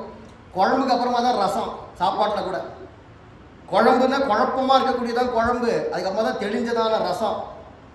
அப்படி இருக்கிறதுனால அந்த குழப்பம் அவனுடைய புத்தி குழப்பம் நல்லா போட்டு குழப்பத்துக்கு இன்னும் நல்லா குழப்பி விட்டு அப்புறமா தெளிய விட்டான்.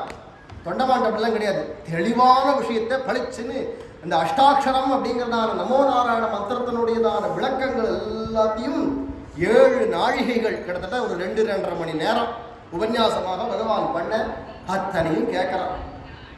துளங்கு நீழ்முடி அரசர்தம் குறிசில் தொண்டை மன்னவன் திந்திரல் ஒருவர்க்கு உளங்கொள் அன்பினோடு இன்னருள் சுரந்து அங்கோடு நாழிகை 7 இருப்ப வளங்கொள் மந்திரம் மற்றவர்க்கு அருளி செய்தவாறு அடியேன் அறிந்து உலகமளந்த பொன்னடியே அடைந்துந்தே அணி பொழில் திருவரங்கத்தம்மானே. திருமங்கையாழ்வார் ஸ்ரீரங்கத்தை நம்பெருமாளை குறித்து பாடுறச்சே சொல்றார். துளங்கு நீழ்முடி அரசர்தம் குறிசில் தொண்டை மன்னவன். எல்லா ராஜாக்கள்லேயே தலை சிறந்தவனாக அத்தனை பேரை கட்டி ஆளக்கூடியதான அப்பேற்பட்ட ஒரு நீழ்முடி உடையதான ராஜா தொண்டை மன்னவன். திண்திரல் ஒருவருக்கு, அவரை மாதிரி ஒரு பராக்கிரமசாலி ஒருத்தர் கிடையாது. அப்பேற்பட்ட ராஜாவுக்கு அவன் என்ன தர உளங்கொள் அன்பினோடு, அவனுக்கும் அந்த அன்பு இருந்தது. பகவானும் அன்போட அங்கோடு நாழிகை 7 நாழிகைகள், அதாவது கிட்டத்தட்ட 2-2.5 மணி நேரம் உபன்யாசம் பண்ணி அவனுக்கு அத்தனை மந்திரத்தினுடைய வளங்கொள் மந்திரங்கிறது தான் திருமந்திரம். அந்த மந்திரத்தினுடையதான உட்பொருள்கள் என்னென்ன இருக்கோ அவைகள் எல்லாத்தையும் உபதேசம் பண்ணி அந்த மந்திரத்தினுடையதான அர்த்தத்தை யார் ஒருவர் தீட்சை பெற்றுக்கிறாளோ, சமாஷயனம்ன்றதான இந்த சங்கு சக்கர முத்ராதாரணம் யார் பெறுகிறாளோ அவளுக்கு தான் அதை கேட்கலாம் அப்படின்னு வரைமுறை இருக்கிறதுனால பிரகடனமாக சொல்ல முடியாது. அப்படி இருக்கக்கூடியதான அந்த விஷயத்தை தொண்டமானுக்கு ஏற்கனவே சமாஷயனம்லாம் ஆயிருக்கிறதுனால பகவானே அவனுக்கு உபதேசம் பண்ணி அந்த கீதையாக உபதேசம் பண்ணுறார். இந்த மந்திரத்தினுடையதான அர்த்தத்தை தொண்டமான் சொன்னான், எப்பேற்பட்ட பாக்கியம் இன்னைக்கு எனக்கு. இவ்வளோ பெரியதான விஷயத்தை தொண்டமானுக்கு திருவேங்கடமுடையார் இந்த விஷயத்தை சொன்னார். திருமங்கையாழ்வார்க்கு திருக்கண்ணபுரம் சௌரிராஜ பெருமாள் இது உபதேசம் பண்ணார். இதே விஷயம், இந்த திருமந்திரம்ன்றதான மந்திரத்தினுடையதான அர்த்தத்தை சௌரிராஜ பெருமாள் திருமங்கையாழ்வார்க்கு உபதேசம் பண்ணார். திருவேங்கடமுடையான் தொண்டைமான் அப்படிங்கிறதான அந்த ராஜனுக்கு உபதேசம் பண்ணார். அப்படின்னு அவரும் ராஜா, இவரும் ராஜா. அவருக்கும் பகவானே தான் உபதேசம் பண்ணா, இவருக்கும் பகவானே தான் உபதேசம் பண்ணா. திருவேங்கடமுடியாருக்கும் கிருஷ்ணன்லாம் பேரு, இங்கே சௌரிராஜ பெருமாளுக்கும் கண்ணபுரத்தான் அப்படிங்கிற கண்ணன் தான் பேர் இவருக்கும். எப்படி ஒரு ஒத்துமை பத்தியில அந்த திருவேங்கடமுடியான் உபதேசம் பண்ணினார் அப்படிங்கிறத இந்த தொண்டைமானுக்கு உபதேசம் பண்ணதை திருமங்கையாழ்வார் அழகாக எடுத்து பாடுறார் இந்த பாசுரத்தில். அப்படி இருக்கக்கூடியதான எம்பெருமான உபதேசங்கள்லாம் பண்ணி அவருக்கு என்னென்னவோ இது மாதிரி நிறைய லீலைகள் தொண்டமான்கிட்ட விளையாடி கடைசி வரைக்கும் தொண்டமான் தன்கிட்டயே பக்தி பண்ணிட்டு இருக்க பகவான் அவனோட பல விளையாட்டுகள் விளையாடி கடைசியில் பகவானுடைய சரணத்தையே அடைஞ்சான் தொண்டமான் அப்படின்னு அவருடைய சரித்திரம். நிறைய லீலைகள் இருக்கு. மற்றொரு சந்தர்ப்பத்தில் சங்கணன் அப்படிங்கிறதான ஒரு ராஜா மந்திரிமார்கள் எல்லாரும் அவனை ஏமாத்திட்டா, சூதாடி ராஜ்யத்தை பிடிங்கி அடிச்சு விரட்டி விட்டா. குடும்பத்தோட கிளம்பி நடுரோட்டுக்கு வந்துட்டான் ராஜா. யாருக்கு எப்போ எது தலையெழுத்துன்னு தெரியாது. இங்கே போய் அங்கே போய் இங்கே போய் அங்கே போய் யாரோ ஒருத்தர் சொன்னார், இப்படி நேரம் போனேன்னா திருப்பதி மலை இருக்கு, அந்த மலையில் பிரத்யட்சமான தெய்வமாக திருவேங்கடமுடையான் எழுந்தொழி இருக்கார், அவரை போய் சேவிச்சேடானா உங்களுக்கு நல்ல காலம் பிறக்கும் அப்படின்னு யாரோ சொல்ல. இவனுக்கு திருப்பி ராஜ்யம் வேணும், அதெல்லாம் ஒன்றும் அவ்வளோ இன்ட்ரெஸ்ட் இல்லை, நல்லா அடி வாங்கிட்டு வந்தாச்சு, இனிமே அதுக்கு திருப்பி போய் அப்படின்னு ஒரு அலுப்பு தட்டி விடுத்து பகவானை போய் சேவிக்கலாம்ன்ற ஆசையில் வந்தான். திருவேங்கடமுடையான்கிட்ட வந்து அந்த புஷ்கரணி கோனேரிங்கிறதான தீர்த்தம் இருக்கே, அதில் ஸ்நானம் பண்ணி பகவானை சேவிச்சுட்டு தன்னால் முடிஞ்ச ஏதோ சில கைங்கரியங்களை பண்ணி ஒரு 3 நாள் தங்கினான் திருப்பதியில். 3வது நாள் ராத்திரி சொப்பனத்தில் திருவேங்கடமுடியான் அவருக்கு காட்சி கொடுத்து, ஸ்வப்னே ஸ்நானேன தே சுவாமி சரோவரேஸ்மின் சுவாமிப்தமாப்தம் புனரேவ பூமியாக.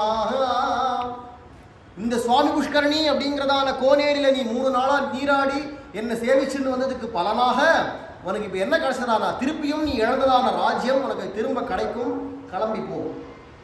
நான் அதை எதிர்பார்க்கலையே பிரபு, உம்முடைய திருவடியில் இருந்து கைங்கரியம் தானே ஆசைப்படுறேன் அப்படின்னு நான் அந்த ராஜா சொப்பனத்தையே சொல்கிறான்.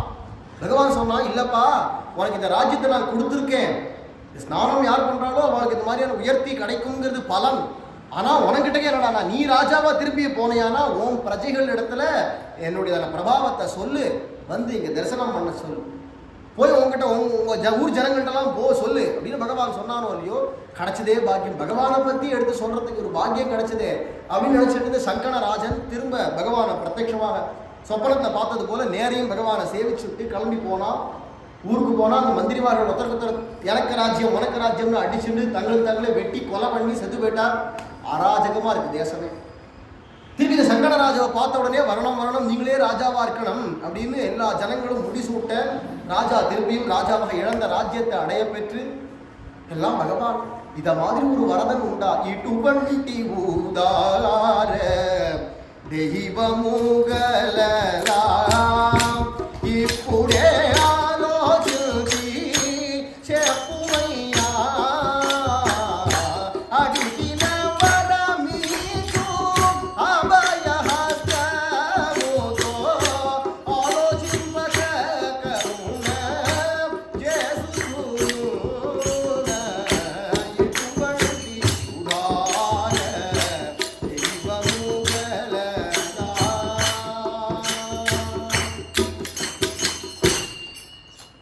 இத மாதிரி ஒரு உதாரமான தெய்வம் உண்டா? இப்போவே நீங்க ஆலோசனை பண்ணி சொல்லுங்க. கேட்கிறவாளுக்கு கேட்டபடி அந்த வரன்களை அள்ளி கொடுக்கக்கூடியதான வரதனாக எம்பெருமான் திருவேங்கடமுடியான் இருக்கான் அப்படிங்கிறச்சே ஆலோசனை பண்ணி இவன் இந்த வரனை கேட்கறான், இந்த வரன் நம்ம கொடுக்கணும், எப்படி கொடுத்தா அவனுக்கு நல்லது அப்படின்னு ஆராய்ந்து உடனுக்குடன் அருள் பண்ணக்கூடியதான எம்பெருமான் பிரத்யட்சமான தெய்வமா நிற்கிறாரு திருவேங்கடமுடியான் அப்படின்னு இந்த கீர்த்தனத்தை சிஷி அண்ணா சொல்லக்கூடியதான கீர்த்தனம், தெலுங்கு கீர்த்தனம். அப்படி இருக்கிறதுனால அந்த பெருமைகள் எல்லாத்தையும் எடுத்து அத்தனை பேருக்கும் ஊர் ஜனங்களுக்கெல்லாம் சொல்லி போய் சேவிங்க, பகவான சேவிங்க. இந்த திருப்பதி அப்படிங்கிறதான அந்த திருவேங்கடமான மலையே பூலோக வைகுண்டம், பரம பவித்திரமான தேசம் அது. அங்கே இருக்கக்கூடியதான பகவான் ஸ்ரீனிவாசன் தான் வைகுண்டநாதன். வைகுண்டத்துக்கே போனால் கூட பகவானை பார்க்க முடியுமோ முடியாதோ, பார்க்கடல் போன்ற இடங்களுக்கெல்லாம் தேவர்கள் எல்லாரும் போய் நிற்கிறா, ஆனால் அவள் கூட தரிசனம் கிடைக்கிறது இல்லை. அப்படி துர்லபமான பகவான் நம்ம எல்லாரும் கண் காணும்படியாக வந்து நிற்கிறான். அப்படி இருக்கிறதுனால போய் பகவானை சேவிங்க, போய் பகவானை சேவிங்க. பூலோக வைகுண்டமிதம் ஹிநூனம் வைகுண்டநாதஸ்ய பதம் நிதானம் யத்ரைவ சர்வே பசுபக்ஷிணஸ்ச விருக்ஷாலதாஸ்சின்மய ரூபயுக்தாஹ. எல்லாமே திருமலையில் இருக்கக்கூடியது எல்லாமே திவ்யமாக, அது பறவைகளாக இருக்கட்டும், புழுப்பூச்சியாக இருக்கட்டும், மரஞ்செடி கொடிகளாக இருக்கட்டும், எதுவாக இருந்தாலும் அப்ராகிருத்தம் திவ்யம் அப்படின்னு இருக்கிறதுனால அப்பேற்பட்ட பூலோக வைகுண்டம் திருவேங்கடம் அந்த பெருமானை போய் சேவிக்க வேண்டாமா? இத மாதிரி ஒரு தெய்வம் உண்டா? ந வெங்கடேசஸ்ய சமோஹி தேவஹ க்ஷேத்ரம் ததா சேஷகிரே சமானம் சத்யம் புனः சத்யமிதம் வதாமி ஸ்ரீ வெங்கடேசம் சரணம் பிரயாத. திருவேங்கடமுடியானுக்கு சமமான ஒரு தெய்வம் கிடையாது, திருவேங்கட மலைக்கு சமமான ஒரு திவ்ய தேசம் கிடையாது. அப்படி இருக்கிறச்சே சத்தியமா சொல்றேன், மறுபடியும் சத்தியமா சொல்றேன், ஸ்ரீ வெங்கடேசனை சரணமாக அடையுங்கள், அவனே ஒரே புகழ் அப்படின்னு அவன்கிட்ட சரணாகதி பண்ணிடுங்கோ அப்படின்னு இந்த ஸ்லோகத்தை சொல்றார்.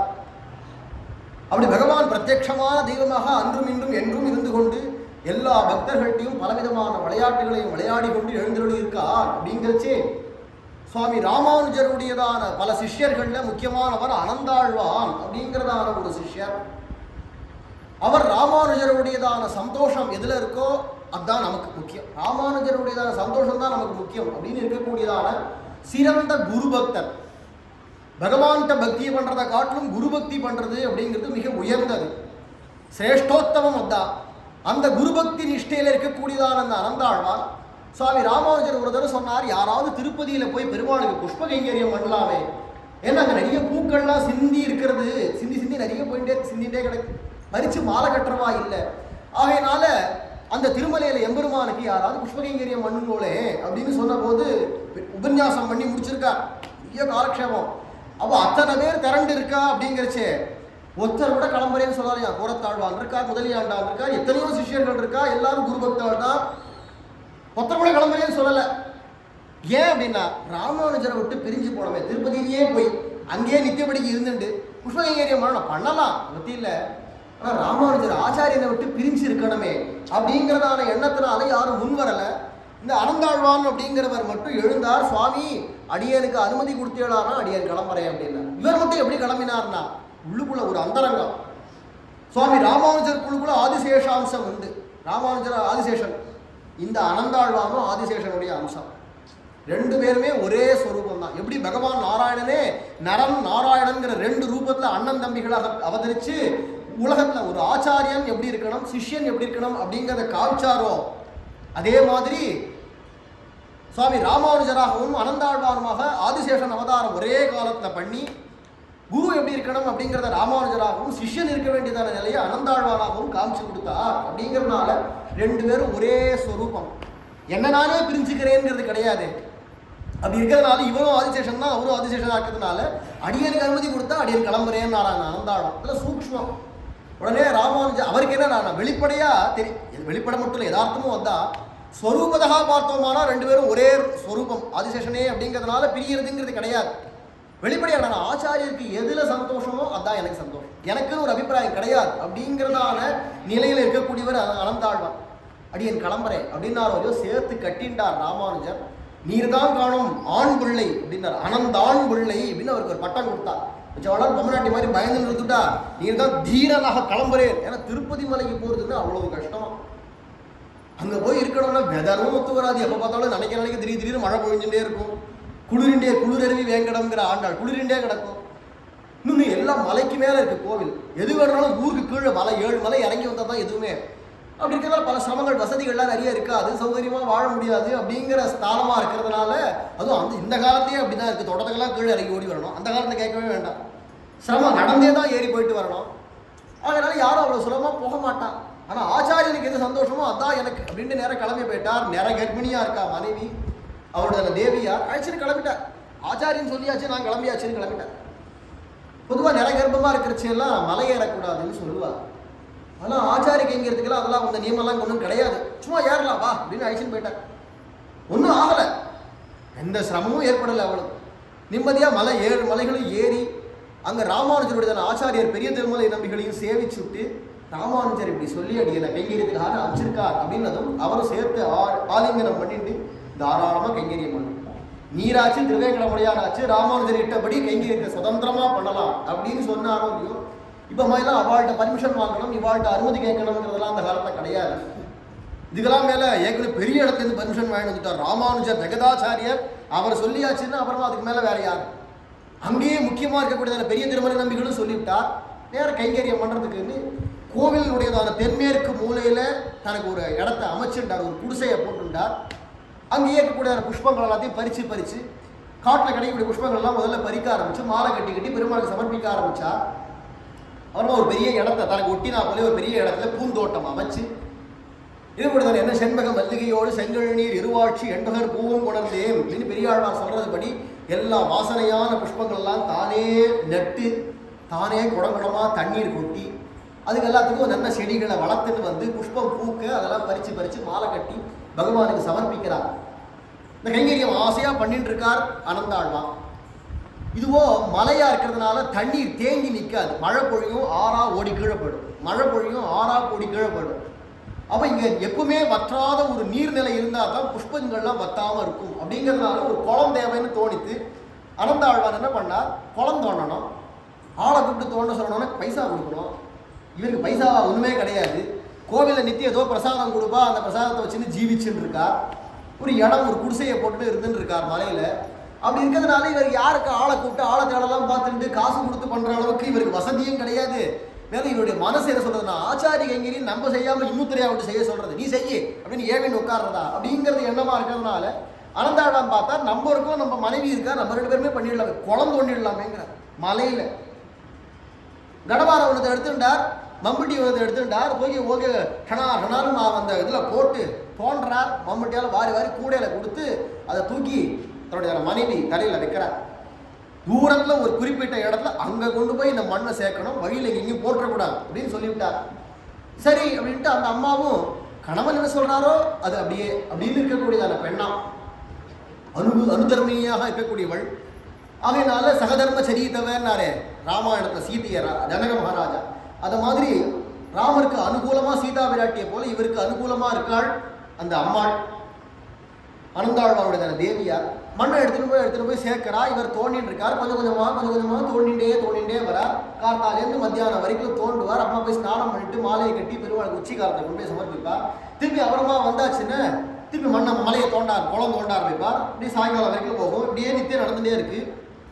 ஒரு நாள் திடீர்னு ஒரு வேடுவ பையன் ஒருத்தன் வந்தான். இப்போ தோண்டிட்டு இருக்குச்சேவே கொஞ்ச நாளையாக அந்த ஓரமாக அப்படியே நின்றுட்டே இருந்து வாழையே பார்த்துட்டு இருந்தான். இந்த அம்மா கொண்டு வரதும் இவர் அள்ளி அள்ளி போடுறதும் குத்துறதும் பார்த்துட்டே இருந்தான், தோன்றதை பார்த்துட்டே இருந்தான்.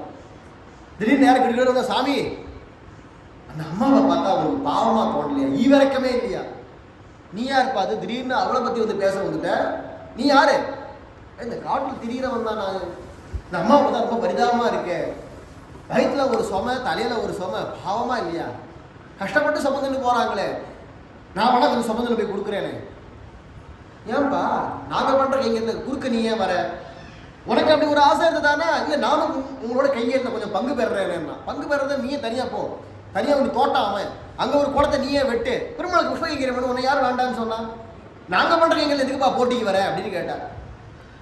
இல்லை சாமி பாவமா இருக்கு நான் பண்றேன்னா, இந்த வேற சும்மா என்கிட்ட வம்பு பண்ணாத, இங்கேருந்து கிளம்பறியா இல்லை அடிக்கவா உன்ன அப்படின்னா ஒரு மிரட்டினார். இவருக்கு முன்குன கோவம் வந்துடும், புஷ்ஷுன்னு பாம்பா இருக்கணும் சீர ஆரம்பிச்சிருவார். இப்படி சொன்ன உடனே அப்பா இப்படி கோச்சிக்கிறாரு அப்படின்னு சொல்லிட்டு அந்த பையன் ஓடி போயிட்டான். போன பையன் மொத்தமா ஓடி போயிடல, கொஞ்சம் தூரம் கழிச்சு ஒரு மரத்துக்கு பின்னாடி ஒழுங்குன்னு இருக்கான்.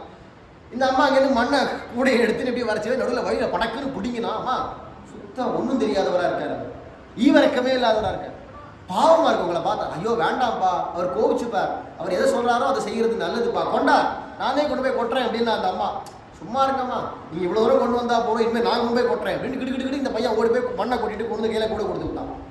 கூடையை கொடுத்தது காலி கூட வந்து, ஏன்பா இப்படி பிடிவாதமாக பண்ணுற, போயிட்டு வாங்கம்மா அப்படின்னா. சரிண்ணா நம்ம திருப்பி வந்தா அடுத்த கூட எடுத்து கையில் கொடுத்தார். உருன்னு போனால் இங்கேருந்து இவோ அந்த இடத்துக்கு போயிட்டு மண்ணை கொட்டிட்டு வரதுக்கு இவ்வளோ நாழி ஆகும்னு இவர் கணக்கு போட்டு வச்சுருக்கார். இவர் என்ன இவர் 4-5 தரமாக சீக்கிரமாக வந்துடுறார். உடனே இவர் கேட்டார், ஆமாம் மண்ணை நான் எங்கே கொண்டு சொன்னேனோ அங்கே தான் கொட்டுறையா இல்லை இங்கே நடுவிலேயே கொட்டிட்டு வரையா?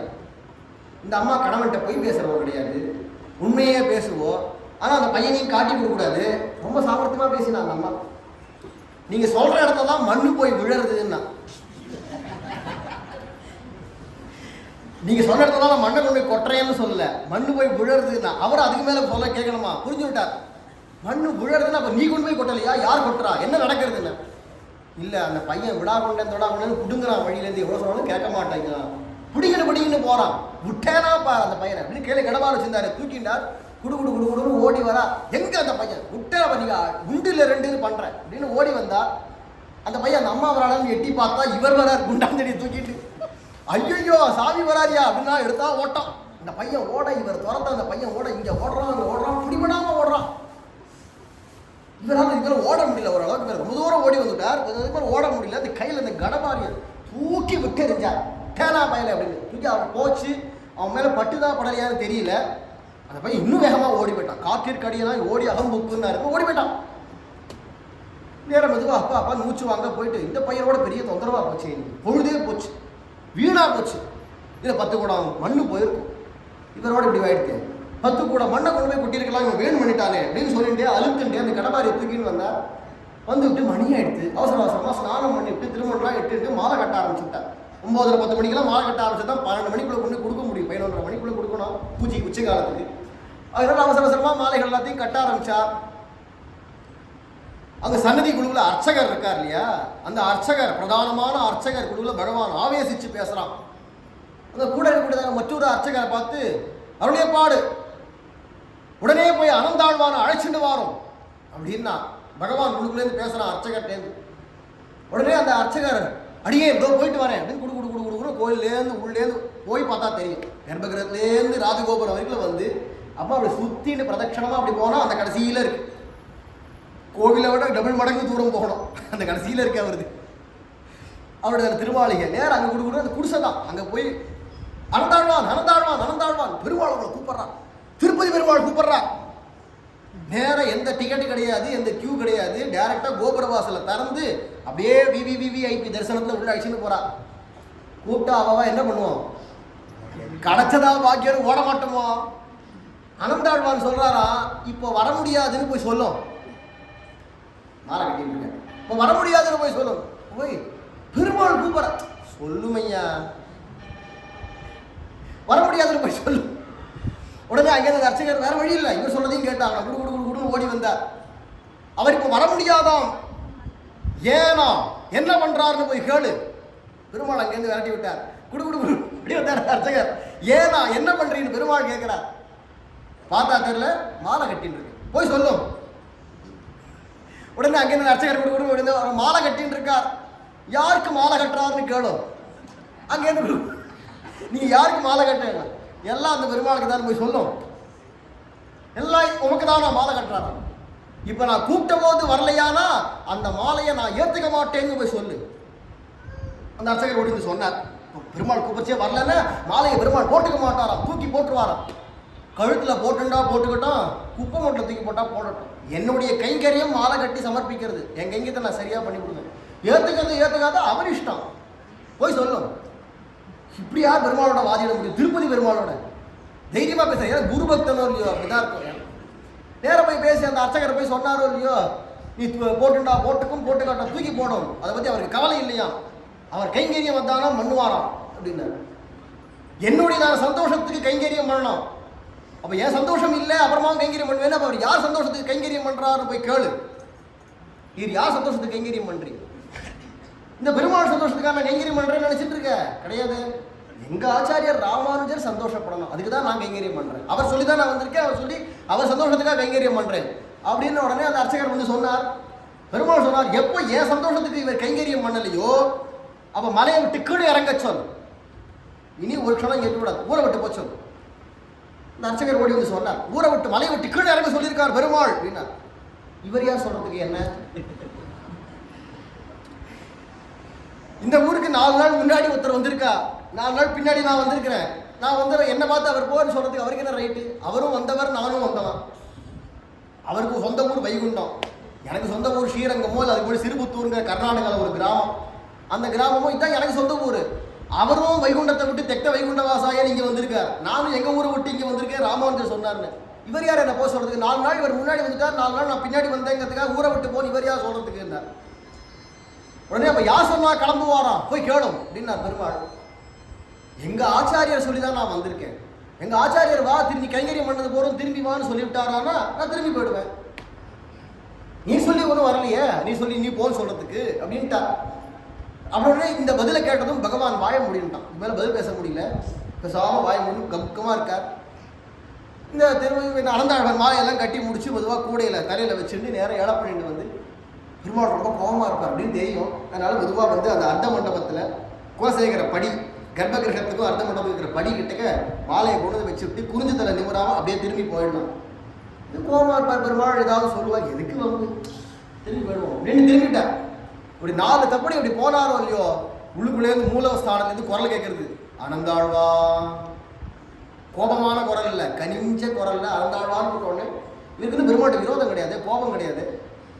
ஒரு வேகம் கைங்கரித்தை முடிக்கணுங்கிற வேகத்தை பதில் பேசிட்டு இருந்தாரே தவிர, இப்போ என்னடான்னா பெருமாள் சாந்தமாக கூப்பிட்றாரு, பெருமாள் கோபம் இல்லை அப்படின்னா பட்டு திரும்பி முகத்தை பார்த்தாரோ இல்லையோ, பெருமாளுடைய அந்த தாவாங்கட்டிலேருந்து சோறு ரத்தம் கொட்டுறது. மனுஷ உடம்புல ரத்தம் கொட்டும், அர்ச்சாவதாரமா இருக்கிறதான திவ்ய திருமேனி சாலக்கிராம திருமேனியில ரத்தம் கொட்டுறது கண்டாரோ இல்லையோ மிரண்டு போயிட்டார். பிரபோ இது என்ன அபச்சாரம், என்ன நேர்ந்தது, ஏன் இப்படி ரத்தம் கொட்டுறது? இந்த அம்மாமார்கள்லாம் இருக்கா இல்லையா, அவளுக்கெல்லாம் வீட்டுக்காரர்கிட்ட மாமியார்கிட்ட மாமனார்ட்டெல்லாம் கோபம் வந்துன்னு சொல்லுவேன். அவள்கிட்ட போய் சரி கத்த முடியாது, திட்ட முடியாது. இந்த கோபத்தெல்லாம் யாருக்கு திரும்ப காட்டுவா? பெத்த பிள்ளைகிட்ட தான் காட்டுவோம். நல்லா குறுக கிள்ளி விட்டுவிட்டு அது வீர்னு வலி தாங்காம அழுதான்னா தூளியில போட்டு அடிச்சாலோ அம்மா அடிச்சாலோ அப்பா அடிச்சாலோன்னு போட்டு தூளியை வேற ஆட்டுவான். அம்மா அடிச்சாளான்னு கேள்வி அம்மாவே கிள்ளி விட்டு அம்மாவே கேட்பா. அதை மாதிரி நீரே அடிச்சுட்டு நீரே என்ன ஆச்சு, யார் அபச்சாரப்பட்டான்னு கேள்வி கேட்குறேன். அபச்சாரம் நான் எங்க எப்போ அம்மா அடிச்சேன்? அதான் காத்தாலும் உங்க கூட ஒரு தாவா பண்ணிட்டு இருந்தாரு ஒரு பையன், குளம் வெட்டுவேன்னு கூட வந்து. ஆமா அந்த பையன் வேற யாரும் இல்லை, நான் தான். உங்க கூட கைங்கரியம் பண்ணணும்னு ஆசையில நான் தான் வந்தேன். நீர் போட்டதான கடபாரை என் தாவாங்கட்டையில குத்தி ரத்தம் கொட்டுறது. ஐயோ அபச்சாரம். ராமானுஜர் எந்த பெருமாளுக்கு உகந்தபடி கைங்கரியம் பண்ணோம்னு அனுப்பிச்சாரோ அந்த பெருமாள்கிட்ட நான் அபச்சாரப்பட்டேன்னு தெரிஞ்சா ராமானுஜர் மனசு நொந்து போயிடுமே. இப்படி ஒரு அபச்சாரத்தை பண்ணிவிட்டேனேன்னு அடிச்சுட்டார், அழுதார். சரி இப்போ இது நிற்கிறதுக்கு என்ன பண்ணணும்? இந்த ரத்தம் சரி நிற்கணும், புண்ணு சரியாகணும், அதுக்கு என்ன பண்ணணும் அப்படின்னு கேட்டாரோ இல்லையோ, உயர்ந்ததான ஒரு பாகவதாளுடையதான அடிப்பொடி பாத தூளி கிடைச்சதானா அதை கொண்டு வச்சா எனக்கு நின்றுடும் அப்படின்னா பெருமாள் ஓடினார். ஊர்ல அந்த திருப்பதியில் இருக்கிறவா எல்லாத்தையும் போய் கெஞ்சினார். யாரும் பெருமாளுக்கு வாயில கொண்டு போய் வைக்கிறதுக்கு ஏன் பாத தூளியா? ஐயோ நான் நீச்சன், என்னுடையதெல்லாம் தர முடியாது அப்படின்னு அவ விலகிவிட்டார். வந்து கதறினார். பெருமாள் சொன்னார், அவாளையும் பாகவதாள்னு ஓடுறீரே, நீர் பாகவதர் இல்லையா? உம்முடைய திருவடியில பாததோழி எடுத்து வைக்கலாமே அப்படின்னு உடனே அப்படியா வச்சா நின்றுருமா? நின்றுடும் இந்தா அப்படின்னு படக்கில் எடுத்து வாயில அப்படி பெருமாவோட அந்த தாவாங்கட்டையில் அப்படி வச்சாரோ இல்லையோ சட்டுன்னு ரத்தம் நின்று. அன்று முதல் அந்த அனந்தாழ்வான் ஜீவித கால பர்யந்தம் அவருடைய பாததூளியை வெள்ளிக்கிழமத்தோடு திருமஞ்சனமாகும். பெருமாள் திருமஞ்சனம் ஆச்சுன்னா உடனே அந்த அவருடைய பாததூளியை எடுத்து அங்கே வைப்பா, ரத்தம் புழுகாமல் இருக்குது.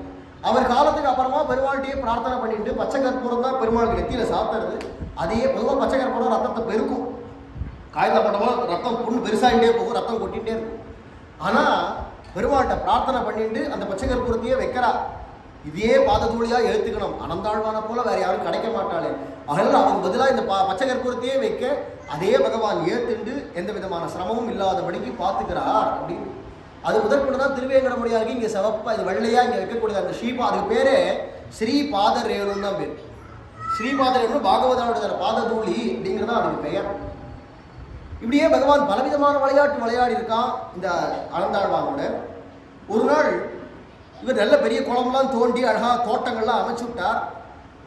இப்போ என்னடா வாயில் காப்பாளனாக ஒருத்தனை போட்டிருக்கார், ராத்திரி வேலைக்கு மட்டும் பார்த்துக்கிறது, யாரும் உள்ள வந்துடக்கூடாது, ராத்திரி வேலை ஏதாவது பன்னிகள் போன்றவர்கள்லாம் உள்ள புகுந்துரும், காட்டு தானே, பாதுகாப்புக்காக போட்டிருக்கார்.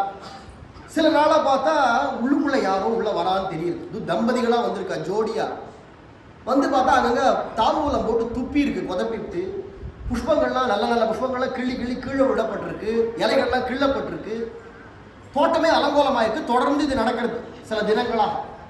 அந்த வாயில் காப்பாளனை போட்டு மிரட்டினார் அனந்தாள், ஒழுங்கா கவனி. ஐயோ சாமி, நான் ராத்திரி போல தூங்காம முழிச்சுட்டு இருந்து பார்க்கறேன் சாமி, இதெல்லாம் நடந்திருக்குப்பா. அவன் பார்க்கறான், அதெல்லாம் தெரியுது, சின்னங்கள்லாம் தெரியுது. ஆனால் ராத்திரி வெளில பார்த்தா ஒருத்தருமே கண்ணுக்கு தெரியல, ஒருத்தருமே வரல. ஒரு நாள் பார்த்தாரு, இது ரொம்ப நாளாக தொடர்ந்து நடக்கிறது, அபச்சாரம், பெருமாளுடைய தோட்டத்தை அப்படி நடக்கக்கூடாது, இன்னைக்கு நானே காவலுக்கு உட்காடுறேன் அப்படின்னு உட்காண்டா. குண்டாந்தடியை வச்சுன்னு உட்காந்துருக்கா. ஒரு 11:30-12 மணிக்கு அப்புறமா பார்த்தா இவர் கண்ணுக்கு உள்ளுக்குள்ள யாரோ ஒரு தம்பதிகள் நடமாடுறான். யாரோ ஒரு இளம ஜோடிகள், இளஞ்சோடிகள் அப்படி இப்படி சுத்தரா போறா வரா, அப்படி பார்க்கறார் என்ன நடக்குதுன்னு பார்த்தா அந்த பையன் மெதுவாக தாம்பூலத்தை மடிச்சு அந்த பொண்ணு வாயில ஊட்டுறா, அந்த பொண்ணு தாம்பூலம் மடிச்சு இவன் வாயில ஊட்டுறா, 2 பேரும் கொஞ்சம் போய் துப்புறா. இந்த பையன் திடீர்னு ஒரு புஷ்பத்தை கிள்ளி தள்ள வைக்கிறான், அந்த பொண்ணு ஒரு புஷ்பத்தை கிள்ளி இந்த பையன் தள்ள வைக்கிறா, இந்த இலையை அப்படி கிள்ளி தூக்கி போடுறான், அவன் அந்த இலையை கிள்ளி போடுறா. ஒரே அலங்கோலப்படுத்தின்னு உல்லாசமா சிரிக்கிறதும் பாடுறதும் ஆடுறதுமா கொண்டாட்டமா இருக்கு.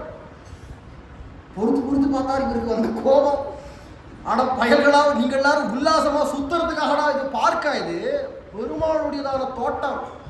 அந்த கோபத்தை குண்டாந்தெழுதி அடே அப்படின்னு கத்திலே ஓடி வந்தார். அப்பா அப்படின்னு அந்த பையன் பயந்தான். எடுத்தா ஓட்டம், சின்ன ஒரு மண்ணால் ஆன மதில் சுவர் மாதிரி கட்டியிருக்கார் சின்னதா சுத்தீவிர, அது மேல அப்படியே கையை வச்சு தாவி குதிச்சா. எடுத்தா ஓட்டம், ஓடியே போயிட்டான், ஓட்டமா ஓடி போயிட்டான் அந்த பையன். அந்த பொண்ணால் அப்படி கப்பரு தாவி குச்சி ஓட முடியல, இவர் பிடிச்சி விட்டார். பிடிச்சி கொண்டு வந்து அங்கே ஒரு மரத்தில் கட்டி போட்டு அப்படியே கடை என்ன ஒரு உல்லாசமா சுற்றி விளையாடுறதுக்கு வச்சதான பூங்காவா இது, பகவானுடையதான தோட்டமாக்கும் அப்படின்னு மிரட்ட. அந்த பொண்ணு சொன்னா, அடுத்த மாதம் எங்களுக்கு கல்யாணம் சாமி, அதுக்கு முன்னாடியே அவர் கூப்பிட்டாருன்னு வந்து. கல்யாணமே ஆகலையா? காதல் ஜோடியா நீங்க? ஆமாம் கல்யாணம் ஆகலை, அவர் கூப்பிட்டாரேன்னு வந்துவிட்டேன். கையில் இன்னொருத்தவங்க கையில் காமிச்சிட்டு ஓடுறான், இந்த பையனை போய் கல்யாணம் பண்ணிக்க போறேங்கிறியம்மா, கல்யாணத்துக்கு முன்னாடியே இப்படி 2 கையில் விட்டுட்டு போறானே, கல்யாணம் ஆனதுக்குமா எப்படி வச்சு கட்டி காப்பாற்ற போறான் அப்படின்லாம் இவர் கேட்டு மிரட்டுறார். அந்த பொண்ணு ஒவ்வொன்று சினிங்கி அழுதுண்டே இருக்கா. உடனே இவர் பார்த்தா, அழாதம்மா, சும்மா உன்னை பார்த்தா எனக்கு பெத்த பெண்ணு மாதிரி தான் தோன்றது, அழாத, பேசாம இந்த பையன் வரானான்னு பார்ப்போம் அப்படின்னு சொல்ல. கொஞ்ச நாளைக்கெல்லாம் அந்த பையன் மெதுவாக அப்படி வந்து இப்படி வந்து ஓடி போயிடல, மொத்தமாக வரா மாதிரி போயிட்டு வந்து அங்கே வந்து நின்று குரல் கொடுக்குறான், சமிக்கை பண்ணுறான் அங்கேருந்து. அந்த பொண்ணு மட்டும் திரும்பி பார்த்தா வால், அந்த பொண்ணுக்கு ஒன்றுமே காரணம் இல்லை, அவள் இவரையே பார்த்துன்னு உட்காந்துருக்கு. இவருக்கு தான் பாம்பு செவி. அப்படி பார்த்தா, டேய் என்னடா அங்கேருந்து சத்தம் கொடுக்குற, உள்ள வாடா அப்படின்னாரோ இல்லையோ. உடனே அந்த பையன் போன வழியிலே திரும்பி எகிரி குதிக்க பார்த்தான். வாசல் வழியா வா, இன்னும் திருடனாட்டம் எகிரி குதிக்கிற, வாசல் இருக்குல்ல வாசல் வழியா உள்ளவா அப்படின்னாரோ இல்லையோ. ஓடி வந்தான், வேற வழியில மாட்டிட்டோம். நேரம் தடால்னு காலில் விழுந்தா, என்னை மன்னிச்சு விடணும், பெருமாளுடைய தோட்டமாக்கும், இப்படியா வந்து உல்லாசமா கண்டபடி அசுத்தம் பண்றதா அப்படின்னு கண்டிச்சுட்டு. அடுத்த மாதம் கல்யாணம்னு சொல்றா. உண்மையா? ஆமாம் இவ்வளோதான் கல்யாணம் பண்ணிக்க போறேன் அப்படின்னு அந்த பையனும் சொன்னான். சரி, இந்த மாதிரிலாம் இதெல்லாம் கூட்டின்னு தெரியாத, கண்டபடி கொண்டு போய் கல்யாணம் ஆனாலும் சரி இந்த மாதிரிலாம் தார்மாரமாக கொண்டு போய் கூட்டிகிட்டு போகிறதும் சரி, இன்னும் தங்கையில் போய் மாட்டி கொடுத்துட்டு போறீங்க, இப்படிலாம் பண்ணலாமா? இப்படிலாம் நல்ல உபதேசங்கள்லாம் பண்ணி இன்னைக்கு நான் உனக்கு கை கோத்து விடுறேன், கைவிடாமல் ஒழுங்காக ஆயுசு மட்டும் பார்த்துக்கோ அப்படின்னு சொல்லி அந்த பொண்ணுடைய அந்த பையனுடைய கையை கோத்து விட்டு தீர்காயுசா இருக்கணும் அப்படின்னு அப்படி தலையை தூக்கி பார்க்குறா. அந்த பையனையும் பொண்ணையும் காணோம். நேர திருவேங்கடமுடியானும் பத்மாவதி தாயாரும் நிற்கிறா சாட்சாத்தா. இத்தனை நாளாக வந்து இந்த தோட்டத்தில் விளையாடினது பெருமாளும் தாயாரும். அதே பார்த்தார், பிரபோ நீரா, நான் தான் உங்க மாமனாராக அடையணும்னு எனக்கு ஆசையா இருந்தது. ஏன்னா அந்த பத்மாவதி தாயார பொண்ணுன்னு சொல்லிவிட்டார் இல்லையா, அப்ப இந்த மாப்பிள்ளை தானே, அதனால உனக்கு நான் மாப்பிள்ளை, எனக்கு நீர் மாமனார், திருமலையில் மாலுக்கு மாமனாரார் வாழியே அப்படின்னு வாழ்த்துறோம். மாமனாரா முதல்ல அவருடைய பாத தூளி கிடைக்கணும்னு பகவான் ஆசைப்பட்டா, அடுத்தது மாமனார் அப்படிங்கிறதான ஸ்தானத்தை அவருக்கு கொடுத்து மாப்பிள்ளையாக தான் ஆனா. பெரியாழ்வாருக்கு என்ன ஒரு பாக்கியமோ அந்த பாக்கியம் அனந்தாழ்வான் கிடைச்சிது. அப்படி இருக்கிறதுனால இப்படி ஒரு லீலையா உடனே பெருமாள் சொன்னார், நாளையிலேருந்து இந்த தோட்டத்துக்கு நாங்கள் வரலாமா, அனுமதி உண்டா? ஐயோ பிரபோ, இது உமக்கு உரியதான தோட்டம், நீர் வரதுக்கு என்கிட்ட அனுமதி கேட்கணுமா அப்படின்னா. மறுநாள்லேருந்து என்னாச்சுன்னா பகவான் வராங்கிறது தெரியுமா இருக்கிறதுனால மறுநாள் ராத்திரியில் இவர் வரதே கிடையாதுமே.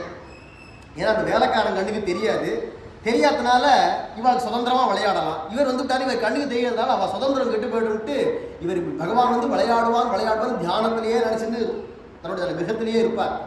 மறுநாள் காத்தால வந்து பார்த்தா அந்த துப்பியிருப்பா, தாம்பூலங்கள்லாம் துப்பியிருக்கும், அங்கே புஷ்பங்கள்லாம் சதி இருக்கும், அதெல்லாத்தையும் எடுத்து உடம்பெல்லாம் பூசிப்பாராம். பகவான் வாயிலேருந்து தாயார் வாயிலேருந்து உமிழ்நீர் கலந்து குதப்பப்பட்டதான பிரசாதம் பகவத் பிரசாதம் அப்படின்னு உருண்டு பிறண்டு கண்ணீர் விட்டு அழுவார். இப்படியே இருந்துட்டு இருந்தார் திருப்பதியில். ஒரு சமயம் ஸ்ரீரங்கத்திலிருந்து சில வைஷ்ணவர்கள்லாம் திருமலை யாத்திரையாக கிளம்பினார். ராமானுஜருடைய சிஷ்யர்கள் தான் பரம நியமனிஷ்டையோட ஆச்சார சீலர்களாக இருக்கக்கூடியவர்கள். வெளியில் யார்கிட்டேருந்தும் வாங்கி சாப்பிட மாட்டா, யார் தொட்டும் அவ்வளோ சுலபமாக சாப்பிட மாட்டா, அந்த அளவுக்கு நியமனிஷ்டைகளோடு இருக்கக்கூடியவா யாத்திரையாக வரா. தங்கள் கையிலே சாமான் எல்லாம் வச்சுட்டு இருக்கா. அவங்க பண்ணுறது தலிகை பண்ணி பகவானுக்கு கண்டருளை பண்ணுறதாக நைவேத்தியம் பண்ணி தாங்கள் பிரசாதம் எடுத்துக்கிறது தான் பழக்கம். ஸ்ரீரங்கத்திலேருந்து இங்கே இருக்கக்கூடியதான ஏரிகாத்த ராமர் கோவில் அப்படின்னு சொல்கிறோமே, அந்த மதுராந்தகம் பர்யந்தம் வந்துட்டா. மதுராந்தகம் வந்து அன்றைக்கி சாமான்லாம் காலியாக எடுத்து வாங்கிறதுக்கு கையில் இந்த பைசா எதுவும் கிடையாது. சரி அப்படியே போகிற வரைக்கும் போவோம், பிரசாதம் கிடைச்சா பாக்கியம், இல்லைன்னா உபவாசமாகவே யாத்திரையை தொடருவோம் அப்படின்னு நினச்சிட்டு அந்த ஏரியிலேருந்து தீர்த்தம் சாப்பிட்டுட்டு இன்றைக்கி உபவாசம் அப்படின்னு நினச்சிட்டே நிம்மதியாக உட்காந்துருக்கா. கோவிந்த நாம சொல்லிட்டே உட்காந்துருக்குச்சு. அங்கேருந்து ஒரு பையன் ஒருத்தன் வந்தான். நல்லா ஒரு 16 வயசு இருக்கும், ஷொக்கா இருக்கான், நல்ல பட்டு வேஷ்டிலாம் கட்டின்னு இருக்கான், மைனர் சீன்லாம் போட்டுட்டு நல்ல பூனெல்லாம் அழகாக விளையன்னு விளங்க, நல்ல கத்து குடுமியமாக கடுக்கெல்லாம் போட்டுட்டு கையில் கங்கணம் போட்டுன்னு இருக்கான். நல்லா பார்த்தா கொஞ்சம் வசதி படைச்ச பையனாட்டமும் தெரியுது. நல்ல கலையாக தேஜஸ்வியாக இருக்கான், அழகாக 12 திருமணம் எட்டுண்டு ஓடி வந்தான். சுவாமி நீங்கள் எல்லாரும் யார், எங்கேருந்து வரேன், எங்கே போயிட்டுருக்கேள், நீ வெறும் உட்காண்டிருக்கேளே, நீங்கள் எல்லாரும் சாப்பிட்டாச்சா, ரொம்ப அக்கறையாக வந்து விசாரித்தான்.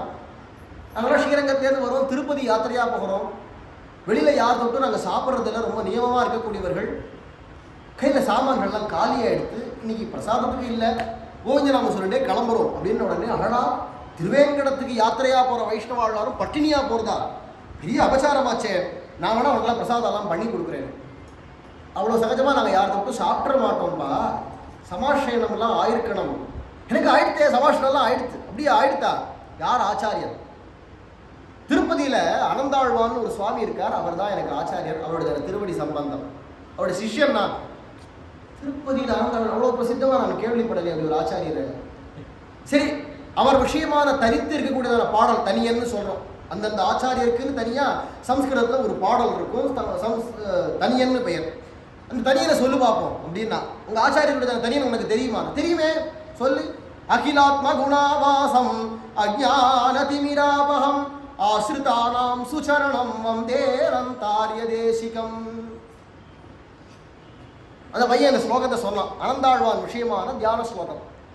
எல்லா நல்ல குணங்களும் நிரம்ப பெற்றவராக அறியாமையாகிய அஜ்ஞானம்ங்கிற இருளை அடித்து விரட்டக்கூடியதான சூரியனாக இருக்கக்கூடியவர்.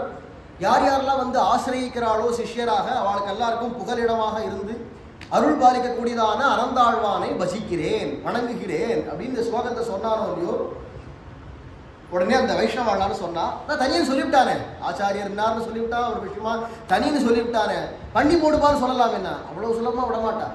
இப்போ என்னடா, ஆமாம் உங்கள் ஆச்சாரியருடையதான ஆச்சாரியர் பேர் அந்த ஸ்லோகத்தில் வரணுமே, அதானே இந்த ராமானுஜ சம்பிரதாயத்தில் இருக்கக்கூடியதான ஒரு சிறப்பு சங்கிலி தொடர்பு மாதிரி இருக்கும். அப்படியே இன்னாருக்கு இன்னார் சிஷ்யர், அவர் தான் இப்போ அடுத்த ஆச்சாரியர்னா அவருக்கு அவர் சிஷ்யர், அவர் பேர் அந்த தனியல்ல இருக்கும். ஸ்ரீசைலேச தயா பாத்திரம், ஸ்ரீசைலேசங்கிறது திருவாய்மொழி பிள்ளைங்கிற ஆச்சாரியர், அவருடையதான தயைக்கு பாத்திரமானவர். ரம்யஜாமாதரம் முனிம், இவர் இந்த ஆச்சாரியர் பேர் மணவாள மாமுனிகள், அழகிய மணவாள மாமுனிகள் அப்படிங்கிறது வருது இல்லையா. ஸ்ரீனிவாச தயா பாத்திரம் ஸ்ரீமத்கோமட வம்சஜம் ஸ்ரீநாத பிரேம பக்தம் தம் முகுந்தாச்சாரியமாச, நம்ம ஆச்சாரியர் விஷயமான ஸ்லோகம். அப்போ ஸ்ரீனிவாசாச்சாரியர் அப்படிங்கிறவருடையதான தயைக்கு பாத்திரமானவர். அப்போ இவருடையதான ஆச்சாரியர், அந்த சங்கிலி தொடர்பு அப்படியே வரும். அதுதானே நம்ம ராமானுஜ சம்பிரதாயத்துக்கு இருக்கக்கூடியதான ஒரு பெரிய தனிச்சிறப்பே அதுதான். இந்த அகிலாத்ம குணாவாசம்ங்கிற ஸ்லோகத்தில் அனந்தாழ்வானுக்கு குரு யார் அப்படிங்கிற பேச்சே இல்லை. அதனால இந்த ஆச்சாரியர் பரம்பரையாக வந்த ஆச்சாரியர்னு ஏற்றுக்க முடியாது. இவருடைய ஆச்சாரியர் பேர் அதில் இல்லை. அனந்தாழ்வானுக்கு யார் ஆச்சாரியர் இந்த ஸ்லோகம் காட்டலை, ஆகையினால நாங்கள் பிரசாதம் எடுத்துக்க முடியாது அப்படின்ட்டா. அவ்வளவு கவனித்து எடுத்துக்கணும். ஏண்டாண்ணா நம்ம சாப்பிட்ற சாப்பாடு நம்ம குணங்களை அந்த அளவுக்கு மாற்றம் ஏற்படுத்தும், தாக்கம் இருக்கும்.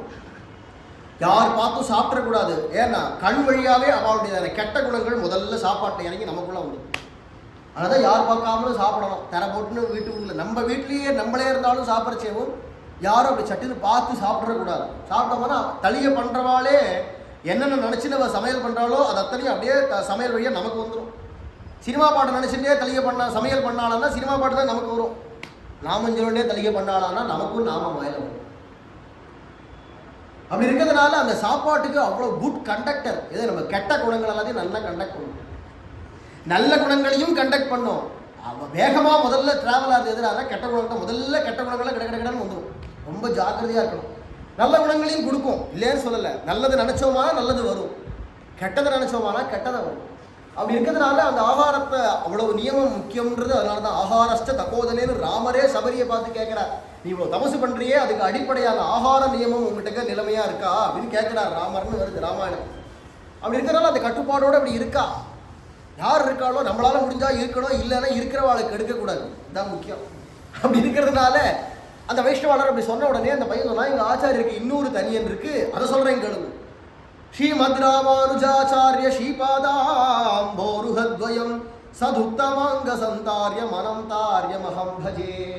சுவாமி ராமானுஜருடையதான 2 திருவடி தாமரைகளையும் தனது சிரசா வகிச்சு கொண்டு அவருடைய திருவடிகளிலேயே மாளாத காதலோடு இருக்கக்கூடியதான அனந்தாழ்வானை பஜிக்கிறேன் அப்படின்னு இந்த 2வது ஸ்லோகத்தை சொன்னானோ இல்லையோ.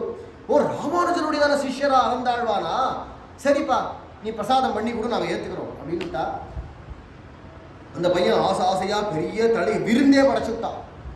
பெரிய தலைவாழையில் போட்டு நல்ல விருந்து படைச்சு எல்லாருக்கும் பகவத் பிரசாதமாக எல்லாத்தையும் கொடுக்க அத்தனை பேரும் இன்னைக்கு பகவான் பிரசாதம் கொடுத்து விட்டார் அப்படின்னு நினச்சிட்டா. சாப்பிட்டா ரமாரமண கோவிந்தான்னு கோவிந்த நாம சொல்லிட்டே கிளம்பினா.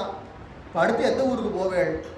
அடுத்தது நம்ம போகிற பாதையை கேட்டுட்டு அப்படியே கூட அந்த பையன், நீ சாயங்காலம் அங்கே வந்துடுவேன் இல்லையா, நான் அங்கே போய் காத்துருக்கேன், நீங்கள் இங்கே வந்துடுவேன் இல்லையா காத்தால நாங்கள் காத்துருக்கேன் அப்படின்னு முன்னாடி போகிறான். அந்தந்த இடங்களில் விலகி பார்த்து பிரசாதங்களை பண்ணி கீழ் திருப்பதியிலும் கொண்டு சேர்த்து விட்டான். காலை உணவு சிற்றுண்டி கீழ் திருப்பதியில் ஆயிடுச்சு. மத்தியானம் ததியாராதனைக்கு மேலே எங்கள் ஆச்சாரியர் திருமாலிக்கு வந்திருந்தோம், நான் மலையில் இருக்கேன் அப்படின்ட்டு பையன் ஓடி போயிட்டான். சின்ன பையன் முன்னாடி ஏறி போயிட்டா. இவ்வளோ கோவிந்த நாம சொல்லிட்டு பின்னாடி ஏறி முதல்ல போய் அந்த அனந்தாழ்வானை பார்க்கணும், அவரை போய் சேவிக்கணும். அந்த மகானுபாவன் இப்படி சிஷ்யாவை தயார் பண்ணி வச்சிருக்காரு.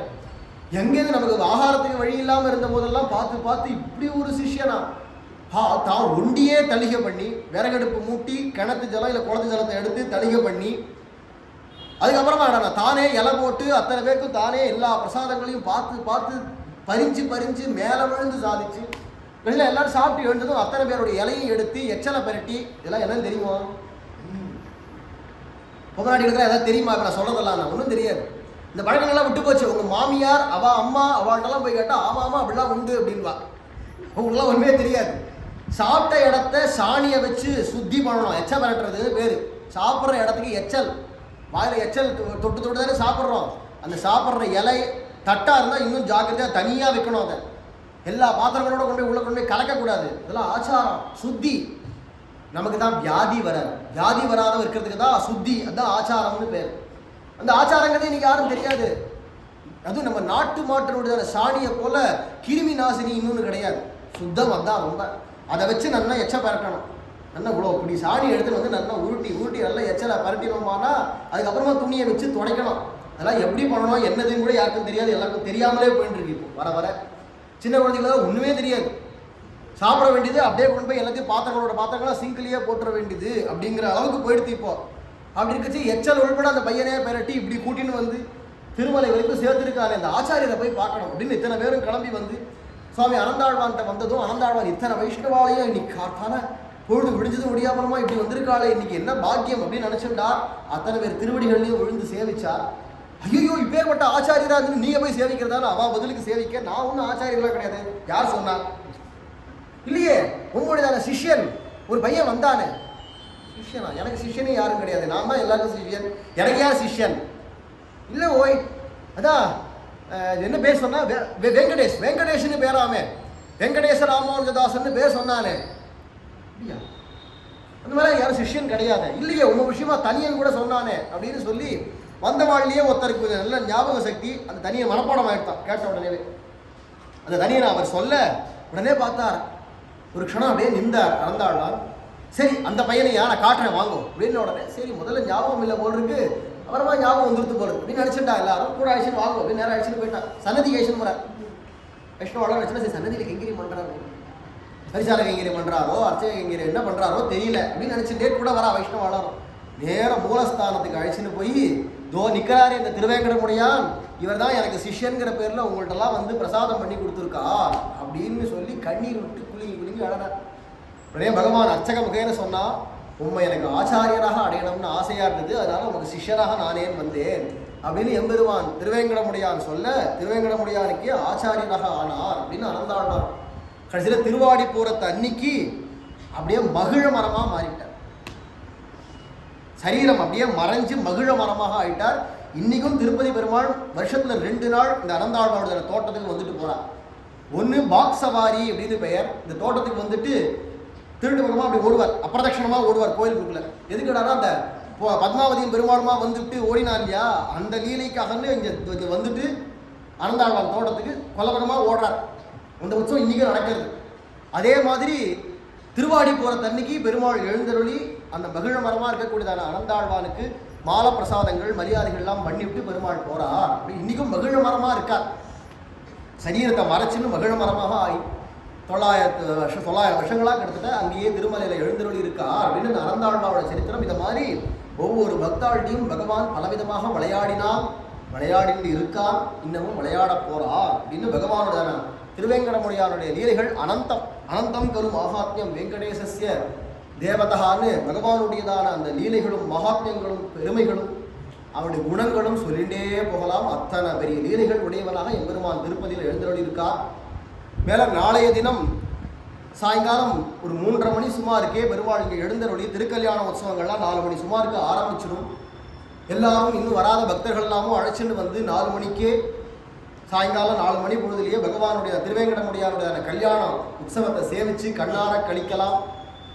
அந்த உற்சவங்கள் முடிஞ்சதுமே வழக்கம் போல சாயங்காலம் உபன்யாசம் 6 மணிக்கு மேலே தொடங்கும்.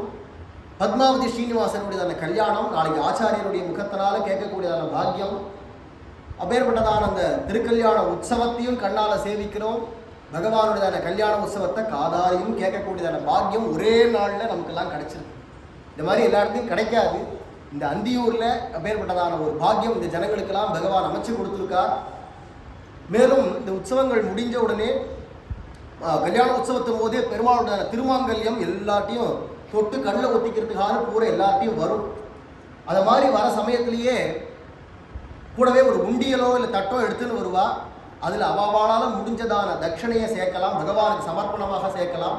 பொதுவாக கல்யாணங்களுக்கு போனோம்னா மொழி எழுதுறது அப்படின்னு சொல்லுவோம். பகவானுக்கு வந்து மொழி எழுதுறது ஆசீர்வாதம் பண்ணுறதுன்றது கிடையாது, பகவானுக்கு சமர்ப்பணம் தான். அதை மாதிரி சமர்ப்பணம் பண்ணக்கூடியதான திரவியங்கள் எது உண்டோ தனங்கள்லாம் நம்மளுடைய அழகர் கோவிலில் நம்ம திருமாளிகை எங்கே இருக்குது, கோமடம் திருமாளிகைன்னு அங்கேயே சொந்தமான ரங்கநாத பெருமாள் ஆனந்த ரங்கநாதன் அப்படிங்கிறதான எம்பெருமானுடைய சன்னதி இருக்குது. அங்கே இப்போ திருப்பணிகள் நடந்துருக்கு. புராணமான க்ஷேத்திரம் தான், இருந்தாலும் அங்கே திருப்பணிகள்லாம் இப்போ நடந்துருக்கு. அந்த திருப்பணி கைங்கரியங்களுக்கு அங்கேயே அதை தவிர்த்து நாட்டு பசுமாடுகள்லாம் ஒரு 10க்கு மேலே இருக்குது. 10 பசுமாடுகளுக்கு மேலே நம்ம திருமாளிகையில் இருக்கக்கூடியதான பசுமாடுகள் அது தர்மமாக நடந்துருக்கு. அதனுடையதான கைங்கரியங்கள் கோஷ்டங்கள்லாம் இப்போ அமைச்சு அதெல்லாம் அமைக்க வேண்டிய கைங்கரியங்கள் நடந்துருக்கிறதுனால அந்த சமயத்தை யார் யார் பகவானுக்கு அந்த திருமங்கலத்தோட வரைச்சே சேர்க்கிறீங்களோ அதெல்லாம் அந்த கைங்கரியங்களுக்கெல்லாம் போகும். மேலும் உபன்யாசங்கள்லாம் முடிஞ்சதும் எல்லாருக்கும் மந்திராட்சதையை சுவாமி கொடுப்பார். அந்த அக்ஷதை அப்படிங்கிறது மந்திரிக்கப்பட்டதான அக்ஷதையாக இருக்கிறதுனால அதை எடுத்துன்னு போய் அவரவர்கள் கிரகங்களில் இருக்கக்கூடியதான அரிசி போட்டு வைக்கக்கூடியதான டப்பாக்கள் இருக்கும் இல்லையா, பாத்திரமோ டப்பாவோ எது இருக்கோ அதில் போட்டு வச்சோமானா என்றென்றைக்கும் சாப்பாட்டுக்கு குறை வராது அப்படிங்கிறதா இருக்கனால மந்திரிக்கப்பட்டதான அக்ஷதை. மேலும் வீட்டில் எல்லா மங்களங்களும் மேலே மேலே பொங்கி வரும். அப்படிப்பட்டதான அந்த அக்ஷதை கொடுக்குற சமயத்தில் இத்தனை நாளாக நம்ம கேட்டதான உபன்யாசம் ஒரு குரு மூலமாக ஒரு விஷயம் நம்ம கேட்குறோமானா அதுக்கு குரு தட்சணை அப்படிங்கிறத கொடுத்துட்டு தான் ஞானத்தை பெறணும். அப்படி இருக்கிறதுனால நாளைக்கு முடிகிற சமயத்தில் அவரவர்களால் முடிஞ்சதான தட்சணையை அந்த அக்ஷதை கொடுக்குற சமயத்தில் ஆச்சாரியருக்கு சமர்ப்பிக்கலாம். அப்படி குரு தட்சணையாக சமர்ப்பிக்கக்கூடியதான திரவியங்களும் பகவான் கைங்கரியத்துக்கு தான் அங்கே போகும். நித்தியபடி கைங்கரியங்கள், திருவாராதனங்கள் அதுக்கெல்லாம் அங்கே போகிறதா இருக்கிறதுனால அதை தவிர பெருமாளுடையதான பூஜைக்காகன்னு யாராவது அரிசி, பருப்பு, வெல்லம் போன்றதான திரவியங்கள் சமர்ப்பிக்கணும், எண்ணெய் போன்றவைகள்லாம் சமர்ப்பிக்க ஆசைப்பட்டால் அதுவும் கொண்டு வந்து சமர்ப்பிக்கலாம் ஆச்சாரியர்கிட்ட. எல்லாருக்கும் அந்த பாக்கியங்களை பெறலாம். ஆனந்த ரங்கநாத பெருமாள் அங்கே பெருமாள் எழுந்தருளியிருக்கார். உற்சவர் பவளவாயன் அப்படின்னு பெயர். ஆண்டாளே மங்களாசாசனம் பண்ணுறா, பவளவாயன் வரக்கூவாய் அப்படின்னு அந்த பெருமாளை பாடக்கூடியதான அப்பேற்பட்ட அழகான எம்பெருமான் அந்த கோவில் கொண்டிருக்கா. அவருடையதான கைங்கரியங்களுக்கு எல்லாத்துக்கும் பசுமாடுகளுடையதான கைங்கரியங்களுக்கோ எல்லாத்துக்கும் தான் போகிறதா இருக்கனால அவரவர்கள் எந்தெந்த கைங்கரியங்களை பண்ணி பாக்கியம் பெற முடியுமோ பெறலாம் அப்படிங்கிறதையும் தெரிவிச்சுக்கிறேன். சர்வத்திர கோவிந்தநாம சங்கீர்த்தனம் ரமண கோவிந்தா, லக்ஷ்மீரமண கோவிந்தா, வெங்கட்ரமண கோவிந்தா, ஏடுகொண்டலவாட கோவிந்தா, சரகோபவரத கோவிந்தா, ராமானுஜ வரத கோவிந்தா, வரவர முனி வரத கோவிந்தா, தேவிகேந்திர வரத கோவிந்தா, கோபடாரிய வரத கோவிந்தா, கோவிந்தா கோவிந்தா கோவிந்தா. ஜெய போலோ கோமடம் சுவாமி கி. ராமானுஜா